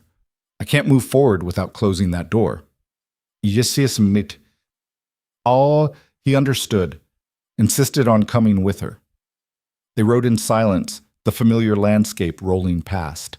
When the estate came into view, Eleanor's chest tightened. It looked smaller than she remembered, more tired. They stopped at the gates. I'll wait here, Adrian said. You should do this alone. Eleanor nodded and walked up the drive. The front door was unlocked. She let herself in. The house was quiet. Too quiet. Eleanor moved through the halls like a ghost, trailing her fingers along walls she'd known her entire life. She ended up in the music room. The pianoforte sat in the corner, dusty and neglected. Eleanor sat down and played a few notes. The instrument was desperately out of tune, but she played anyway. Her composition, the one she'd written in secret, the one that had changed everything. I always loved hearing you play. Eleanor's hand stilled. Her mother stood in the doorway. They looked at each other across the room. Mother. Eleanor. Her mother moved closer but didn't sit. I wasn't expecting you, and I came to say goodbye. To the house. I see. Her mother's face was carefully blank. Are you happy with your choice? Eleanor thought about it. Yes, I am. Even though it cost you your family? It didn't cost me my family. You chose to cut me off. That was your decision, not mine. Her mother flinched slightly. You betrayed your sister. I chose myself. For the first time in my life. Eleanor stood. I'm sorry Lydia was hurt. I'm sorry you feel betrayed. But I'm not sorry I'm marrying Adrian. And I'm not going to apologize for wanting a life where I'm seen instead of erased. Silence stretched between them. Then her mother said quietly, You were always too much like your father. Too stubborn, too sure of yourself. Is that why you tried so hard to make me invisible? I tried to protect you. The world is not kind to women who refuse to soften themselves. So you softened me by force. Eleanor's voice broke. You made me smaller and smaller until I almost disappeared completely. And when I finally fought back, you punished me for it. Her mother looked away. I did what I thought was best. For who? Not for me. For the family. For our survival. We could have survived together if you'd just... Eleanor broke off. It doesn't matter now. You made your choice. I made mine.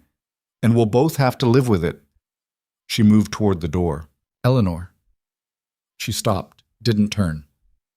I do love you, her mother said, voice cracking. I know you don't believe that, but I do. Eleanor's hand shook. Then why wasn't it enough? No answer. She left without looking back. Adrian was waiting at the gate. He took one look at her face and pulled her into his arms. Did you get what you needed? He asked against her hair. I got closure. That'll have to be enough. They rode back to Ashford Hall in silence, Eleanor's head on Adrian's shoulder, watching the Whitmore estate disappear behind them. The wedding day arrived faster than Eleanor expected. She woke before dawn, stomach churning with nerves. Catherine helped her dress. A simple gown, elegant but not ostentatious, with lace at the sleeves and a train that whispered against the floor. You look beautiful, Catherine said, adjusting the veil. Eleanor stared at herself in the mirror. The woman looking back was someone she barely recognized, strong, certain, present. I'm terrified, she admitted. Good. That means it matters. Catherine squeezed her shoulders. Now breathe, and remember, you're not doing this alone. The ceremony was small. Adrian's family, a handful of close friends, The tenants from both estates crowding the back of the chapel. Eleanor scanned the crowd as she walked down the aisle and didn't see her mother or Lydia. She'd expected it. It still hurt. But then she saw Thomas Wright, hat in his hands, eyes shining. Mrs. Harrison with her family, all of them dressed in their best. Mary Wright clutching a handkerchief, crying openly. They'd come. The people she'd saved, the ones she'd fought for. They'd shown up. Eleanor's throat closed. Adrian stood at the altar, watching her approach with an expression that made her breath catch. When she reached him, he took her hand. "You're shaking," he murmured. "So are you." Terrified. "Me too." The officiant began speaking, but Eleanor barely heard him. She focused on Adrian's hand in hers, on the weight of the moment, on the fact that she was choosing this, choosing him, choosing herself, choosing a future that was hers instead of someone else's design. When it came time for vows, Adrian spoke first. "I promise to see you, always, even when you try to disappear. I promise to fight beside you, not for you. And I promise that you will never again be invisible in your own life." Eleanor's voice shook when she responded. "I promise to be present, to stop hiding, to trust that being seen won't destroy me." She squeezed his hands. "And I promise to remind you every day that you chose someone real, not someone perfect. Perfect is boring anyway." She laughed through tears. The officiant pronounced them married. Adrian kissed her, and the chapel erupted in applause. Eleanor pulled back, looked at the crowd, at the tenants cheering, at Catherine wiping her eyes, at the life she'd fought for, finally, impossibly, becoming real. "We did it," she whispered. Adrian grinned. "We did. Now comes the hard part." "What's that?" "Actually building a life together." Eleanor looked at the ring on her finger, not the engagement ring, but the wedding band Adrian had slipped on moments ago. Simple, solid, real. "I think we can manage." They walked back down the aisle hand in hand, out into sunlight that felt like absolution. The reception was chaos in the best possible way. Eleanor stood in the great hall of Ashford Hall, watching tenants mingle with nobility, servant girls laughing with gentlemen's wives, the rigid social order temporarily suspended in favor of something messier and more human. Mrs. Harrison had brought enough food to feed an army. Thomas Wright was deep in conversation with Adrian's steward about crop rotation. Mary Wright was teaching one of Adrian's cousins a country dance, both of them stumbling and laughing. "This is not how these things usually go," Catherine murmured, appearing at Eleanor's elbow with a glass of wine. "Is that bad?" "It's wonderful, completely inappropriate and utterly wonderful." Catherine clinked her glass against Eleanor's. "You're going to turn this stuffy household upside down, aren't you?" Eleanor looked at her new husband across the room. He was listening intently to one of the tenant farmers, nodding seriously at something about irrigation ditches. "Probably," she admitted. "Good. We could use the disruption." The evening wore on. Eleanor danced with Adrian, with Thomas Wright, with Adrian's elderly uncle who told her scandalous stories about Adrian's childhood. She ate too much, drank just enough, and felt something she hadn't felt in years. Joy. When the crowd finally began to thin, Adrian found her on the terrace. "Tired?" he asked. Exhausted, happy, terrified. Eleanor leaned against the stone railing. "All of it at once. That sounds about right." He moved behind her, arms circling her waist. "We're married now. I noticed." "Any regrets?" Eleanor turned in his arms. "Ask me in 50 years. I will." They stood there in the cooling air, the sounds of the party fading behind them, and Eleanor let herself believe that maybe, just maybe, she'd actually done it. Built a life, chosen herself. Won. The first weeks of marriage were an education. Eleanor had expected adjustment, but not the sheer overwhelming reality of sharing space with another person. Adrian left books everywhere. She couldn't sleep past dawn even when she tried. He wanted to discuss estate business over breakfast. She needed silence in the mornings. They fought about it. "I'm not trying to control you," Adrian said after a particularly tense morning where she'd snapped at him for talking. I want to include you in decisions. I know, and I appreciate that, but I need space to think before I can be useful to anyone." Eleanor pressed her fingers to her temples. "I spent 3 years working alone. I'm not used to collaboration. So, teach me. Tell me what you need. Space, silence. Time to wake up before the world expects things from me. Done. He kissed her forehead. Anything else? Patience. I'm going to mess this up a lot before I get it right. Same. Ucht. They figured it out slowly. Adrian learned to leave her alone in the mornings. Eleanor learned to ask for help instead of assuming she had to carry everything alone. They established rhythms. Mornings apart, afternoons together reviewing estate business, evenings in the music room or library. It wasn't perfect, but it was theirs. 3 months after the wedding, a letter arrived that changed everything. Eleanor was in the study reviewing the Whitmore estate accounts. Adrian had been true to his word, clearing the debts and investing in improvements, when Catherine appeared with an envelope. This just came from France. Eleanor's heart jumped. She recognized Lydia's handwriting. She opened it carefully. Eleanor, I've been in Paris for 2 months now. Aunt Marie is, well, she's nothing like Mother. She doesn't care if I'm charming or beautiful or marriageable. She just wants me to be interesting. It's terrifying. But also, I'm learning things. How to speak proper French instead of the decorative phrases Mother taught me. How to manage a household budget. How to have opinions about things other than fashion. Aunt Marie says I'm smarter than I pretend to be. That I've been performing stupidity because it's safer than being real. She might be right. I'm writing because I wanted to tell you something I should have said months ago. I'm sorry. Not for being angry, I think I was allowed that, but for participating in Mother's campaign to make you invisible, for taking credit for your work, for being so focused on what I wanted that I couldn't see what it was costing you. You deserved better from me. I'm not asking for forgiveness. I just wanted you to know that I see it now. What you did, what you sacrificed. And I'm trying to figure out who I am when I'm not performing. It's harder than I thought. Tell Adrian I said hello. Tell him he made the right choice, even if it took me a while to admit it. L. Eleanor read the letter 3 times, throat tight. Good news?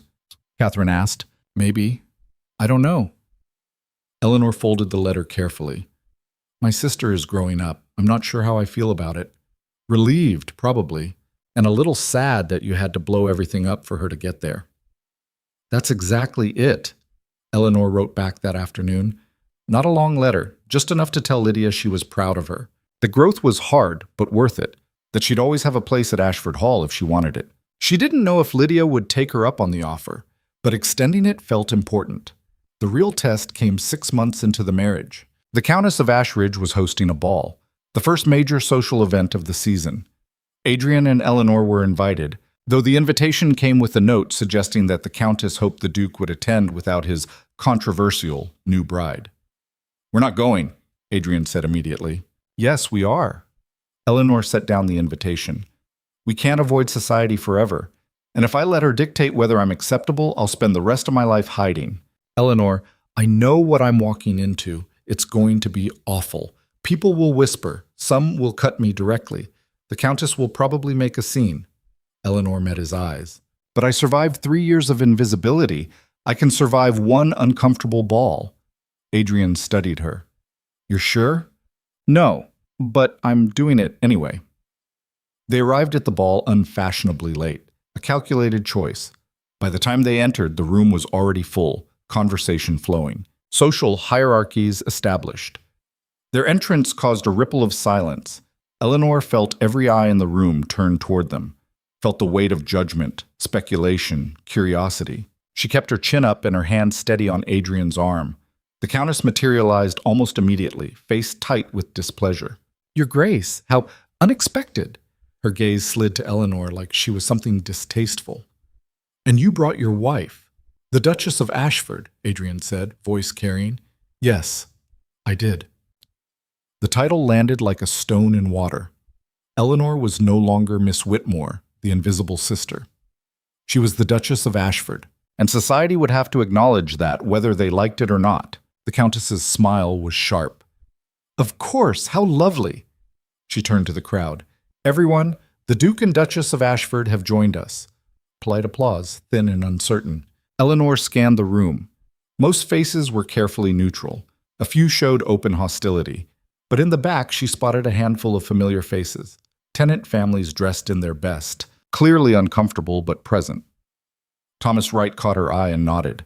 Eleanor felt something steady in her chest. The evening was exactly as terrible as she'd expected.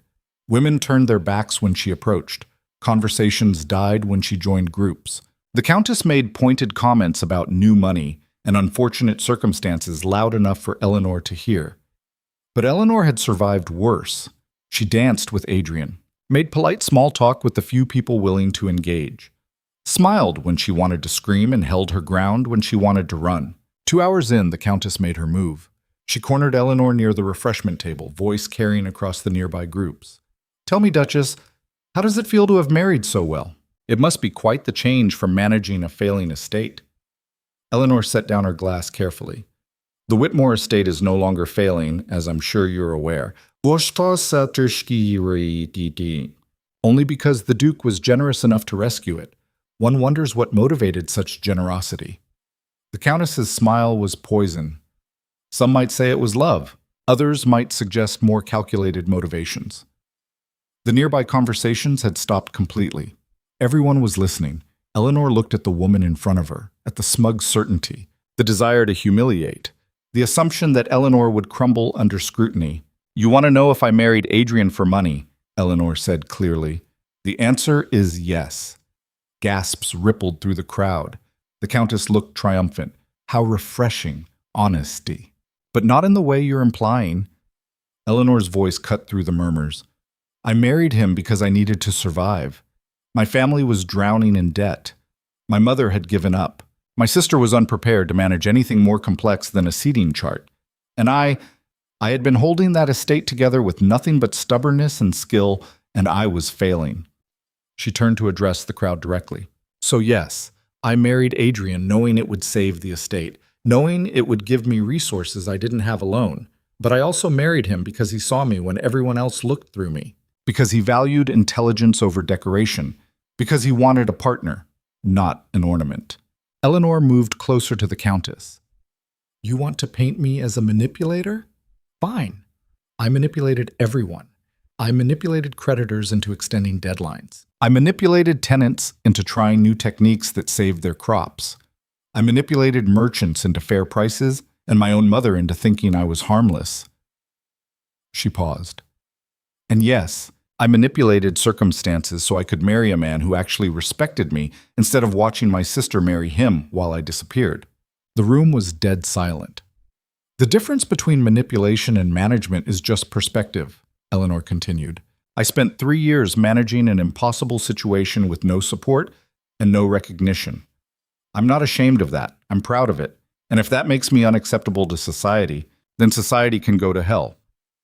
The Countess's face was white. "How dare you?" "I dare because I have nothing left to lose." Eleanor's voice was steel. "You've already decided I'm unworthy. You've already made up your minds about who I am. Nothing I say or do will change that. So why should I perform for you? Why should I shrink myself to fit your expectations when you'll reject me anyway?" She turned to leave, then stopped. "One more thing. The tenants you see in the back of this room, the ones you've been sneering at all evening, they're here because I invited them. Because they worked harder than anyone in this room and deserve to celebrate too. If that offends your delicate sensibilities, you're welcome to ask them to leave." Eleanor's smile was sharp. "But I should warn you, they know how to grow food, repair buildings, and survive winters that would kill most of you. So I'd think carefully before insulting them." "Boss Sitchim." She walked away. Adrian caught up with her in the hallway, eyes bright with something between shock and admiration. That was stupid, reckless, social suicide? Incredible. He grabbed her hands. "Eleanor, you just eviscerated the most influential woman in the region in front of everyone who matters. I know. I'm probably going to regret it in about 5 minutes. Or you're going to change everything." Behind them, the ballroom erupted in conversation, some scandalized, some approving, all of it loud and chaotic. Eleanor leaned against the wall, adrenaline draining. "Did I just make everything worse?" "Possibly." Or Adrian tilted his head, listening. "Wait, listen." Through the noise, Eleanor caught fragments. "Never seen anyone stand up to the Countess like that. Has a point about the tenants. Rather refreshing, actually, someone saying what they actually think. And then, cutting through everything else, the sound of applause. Eleanor peered back into the ballroom. The tenants were clapping. Thomas Wright, Mrs. Harrison, Mary Wright, all of them standing and applauding openly. And slowly, painfully slowly, others joined in. Not everyone. The Countess stood frozen, face mottled with fury. Half the room looked scandalized, but the other half was clapping, and that was more than Eleanor had expected. Adrian pulled her close. I think you just won. Or started a war. Same thing, really. They left the ball shortly after, riding home in comfortable silence. Eleanor stared out the window at the dark countryside rolling past. I can't believe I did that, she said finally. I can. You've been hiding for years. Tonight you stopped. Adrian took her hand. How does it feel? Terrifying. Liberating. I'm not sure yet. That's honest. Eleanor laughed. I seem to be stuck on honesty right now. It's probably going to get me in trouble. Probably. But I'd rather have you honest and impossible than polite and invisible. The carriage pulled up to Ashford Hall. Inside, Catherine was waiting with tea and a knowing smile. I heard, she said before Eleanor could speak. The groom rode ahead with news. Apparently you destroyed the Countess of Ashridge in front of half the county. It wasn't my finest moment. On the contrary, it was exactly the moment you needed. Catherine poured tea. That woman has been terrorizing people for decades. Someone needed to stand up to her. Who, even if it costs me socially? Eleanor, you've already paid every cost there is. Your family rejected you. Society whispered about you. You've been invisible, erased, dismissed. Catherine handed her the cup. What's left for them to take? Eleanor thought about it. Nothing, I guess. Exciatic, which means you're free. Free to be exactly who you are without fear of losing something you never had in the first place. The words settled into Eleanor's chest like truth. The words. Over the following weeks, the fallout was complicated. The Countess cut Eleanor completely, refused invitations, spread more rumors, made it clear she considered the Duchess of Ashford persona non grata. But others rallied. Families who'd felt bullied by the Countess for years started accepting invitations to Ashford Hall. Tenant families from neighboring estates requested meetings with Eleanor, asking advice on management and crop rotation. A few progressive ladies began calling, curious about the woman who'd said what they'd all been thinking. Eleanor's drawing room became an odd mix of nobility and working class, theory and practice, traditional hierarchy and something new. You're creating something, Adrian observed one afternoon after a particularly chaotic gathering where a baroness and a farmer's wife had gotten into a heated debate about irrigation. I'm creating a mess. You're creating change. That's always messy. Eleanor looked at the room, at the people who didn't quite fit together but were trying anyway, at the conversations that crossed class lines, at the slow dismantling of rules that had never served anyone well. I don't know what I'm doing, she admitted. Neither does anyone else. That's the point. 8 months into the marriage, Eleanor received a visitor she hadn't expected. Her mother arrived without warning, stepping out of a carriage looking older and smaller than Eleanor remembered. They faced each other in the drawing room, a chasm of hurt between them. Mother, Eleanor, her mother's voice was strained. May I sit? Of course. They sat in awkward silence. Finally, her mother said, I came to see if the rumors were true, that you've become some sort of radical, mixing classes and disrupting social order. The rumors are true. I see. Her mother's hands twisted in her lap. And you're happy? With this chaos? Eleanor considered the question carefully. I'm useful. I'm seen. I'm building something that matters. So yes, I'm happy. Even without your family? I have a family. Adrian, Catherine, the tenants, the people who see me as more than a useful tool or an inconvenient truth. Eleanor paused. I would have liked to have you too, but you made it clear that required me to be someone else, someone smaller. Her mother was quiet for a long moment. I was wrong. Eleanor's breath caught. What? I was wrong. about you, about what you needed, about... Her mother's voice cracked. About thinking I could protect you by making you invisible. All I did was hurt you. Tears burned Eleanor's eyes. Why are you telling me this now? Because I've spent 8 months watching the estate you saved thrive under Adrian's investment. Watching tenants who once struggled now succeed because of systems you put in place. Hearing people speak of the Duchess of Ashford with respect and admiration. Her mother looked up, and realizing that everything I thought would destroy you actually saved you. It almost did destroy me. Choosing myself, breaking away, it was the hardest thing I've ever done. I know, and I... Her mother stood, paced to the window. I don't expect forgiveness. I just wanted you to know that I see it now, what you did, who you are. And I'm proud of you. The words Eleanor had waited years to hear landed like stones. I needed to hear that a long time ago, Eleanor said quietly, when I was drowning and you were pushing me under. I know. It doesn't erase the hurt. I know that too. Her mother turned. But I'm asking if there's any chance we might start again.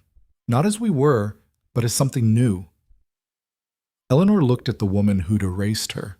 Rejected her, made her invisible for years, and saw not a villain, but a person. Flawed, frightened, doing damage while believing she was providing protection. I don't know, Eleanor admitted. I'm not ready to trust you. I don't know if I ever will be. That's fair. But, Eleanor took a breath. But I'm willing to try. Slowly, with boundaries. And if you hurt me again, I'm done. Completely. Her mother nodded, tears streaming down her face. I understand. They didn't embrace, didn't pretend the wounds were healed, but they sat together and drank tea and talked about small things, the weather, the estate, Lydia's letters from France. It wasn't reconciliation, but it was a beginning. A year after the wedding, Eleanor sat at the head of the table in Ashford Hall's dining room. It was a formal dinner, the kind that would have terrified her a year ago. But now she presided over it with confidence, managing conversation between a duchess, 3 tenant farmers, a baroness, Adrian's business partners, and Catherine. The mix should have been chaos. Instead, it was vibrant. The new crop rotation system is working, Thomas Wright was telling the baroness. Yields are up 20% across all our fields. Fascinating. And you learned this from the duchess? She learned it from books and then taught us how to actually implement it, theory and practice together. Eleanor caught Adrian's eye across the table. He raised his glass slightly, a private toast. After dinner, Eleanor slipped away to the music room. The pianoforte gleamed in the candlelight. She sat down and played her composition, the one she'd written in secret, the one that had changed everything. Halfway through, Adrian appeared. I never get tired of hearing that, he said. Good. Because I'm not planning to stop. He sat beside her on the bench. I have something for you. What? He handed her a document. Deed to the Whitmore estate. It's yours. Fully. In your name alone. Eleanor stared at the paper. Adrian, it was always yours. Your work, your sacrifice, your fight. It should be in your name. But the investment, the debt clearing, was my choice, my gift, but the estate itself, that's yours. He squeezed her hand. You saved it. You should own it. Eleanor's vision blurred. I don't know what to say. Say you'll stop waiting for permission to take up space. Say you'll keep being impossible and honest and everything that makes society uncomfortable. She must. She laughed through tears.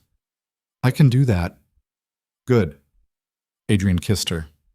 Because I didn't marry you so you could shrink back into shadows. What did you marry me for? This, exactly this.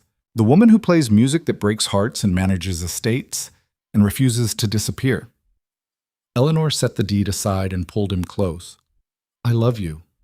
I don't think I've said that enough. You show it every day, but I like hearing it too. They sat together in the music room, holding each other while the candles burned down. Outside, the estate stretched into darkness. Both estates now, Ashford and Whitmore, connected by marriage and management and the stubborn will of a woman who'd refused to be invisible. 2 years into the marriage, Eleanor stood in the entry hall of the Whitmore estate. It looked different now. Repairs had been made, paint refreshed, the fountain in the garden actually worked. The house that had been slowly dying was alive again. Lydia stood beside her, back from France for a visit. "It looks good," Lydia said. "Better than I remember." Adrian's investment helped, but mostly it's the tenants. They took ownership of the improvements, made them their own. You gave them that, the agency to actually care. Eleanor looked at her sister. Lydia had changed too, hair shorter, face less painted, clothes more practical. She looked like a person instead of a performance. "How long are you staying?" Eleanor asked. "A few weeks, maybe longer." Lydia smiled. "Aunt Marie suggested I learn estate management, said I should understand how to actually run something instead of just decorating it. That's wonderful." "I thought maybe you could teach me. Not as charity. I'll work. Learn properly." Lydia's voice was uncertain. "If you're willing." Eleanor thought about the years of resentment, the betrayals, the distance between them. Then she thought about her own journey, from invisible to seen, from erased to essential. "I'm willing," she said, "but I'm a terrible teacher. I'll expect you to actually work, and I won't make it easy. I don't want easy. I want real." They walked the estate together, Eleanor pointing out improvements and challenges, Lydia asking questions and taking notes. It wasn't perfect. They still had moments of tension, old wounds that hadn't fully healed, but they were trying, and that mattered.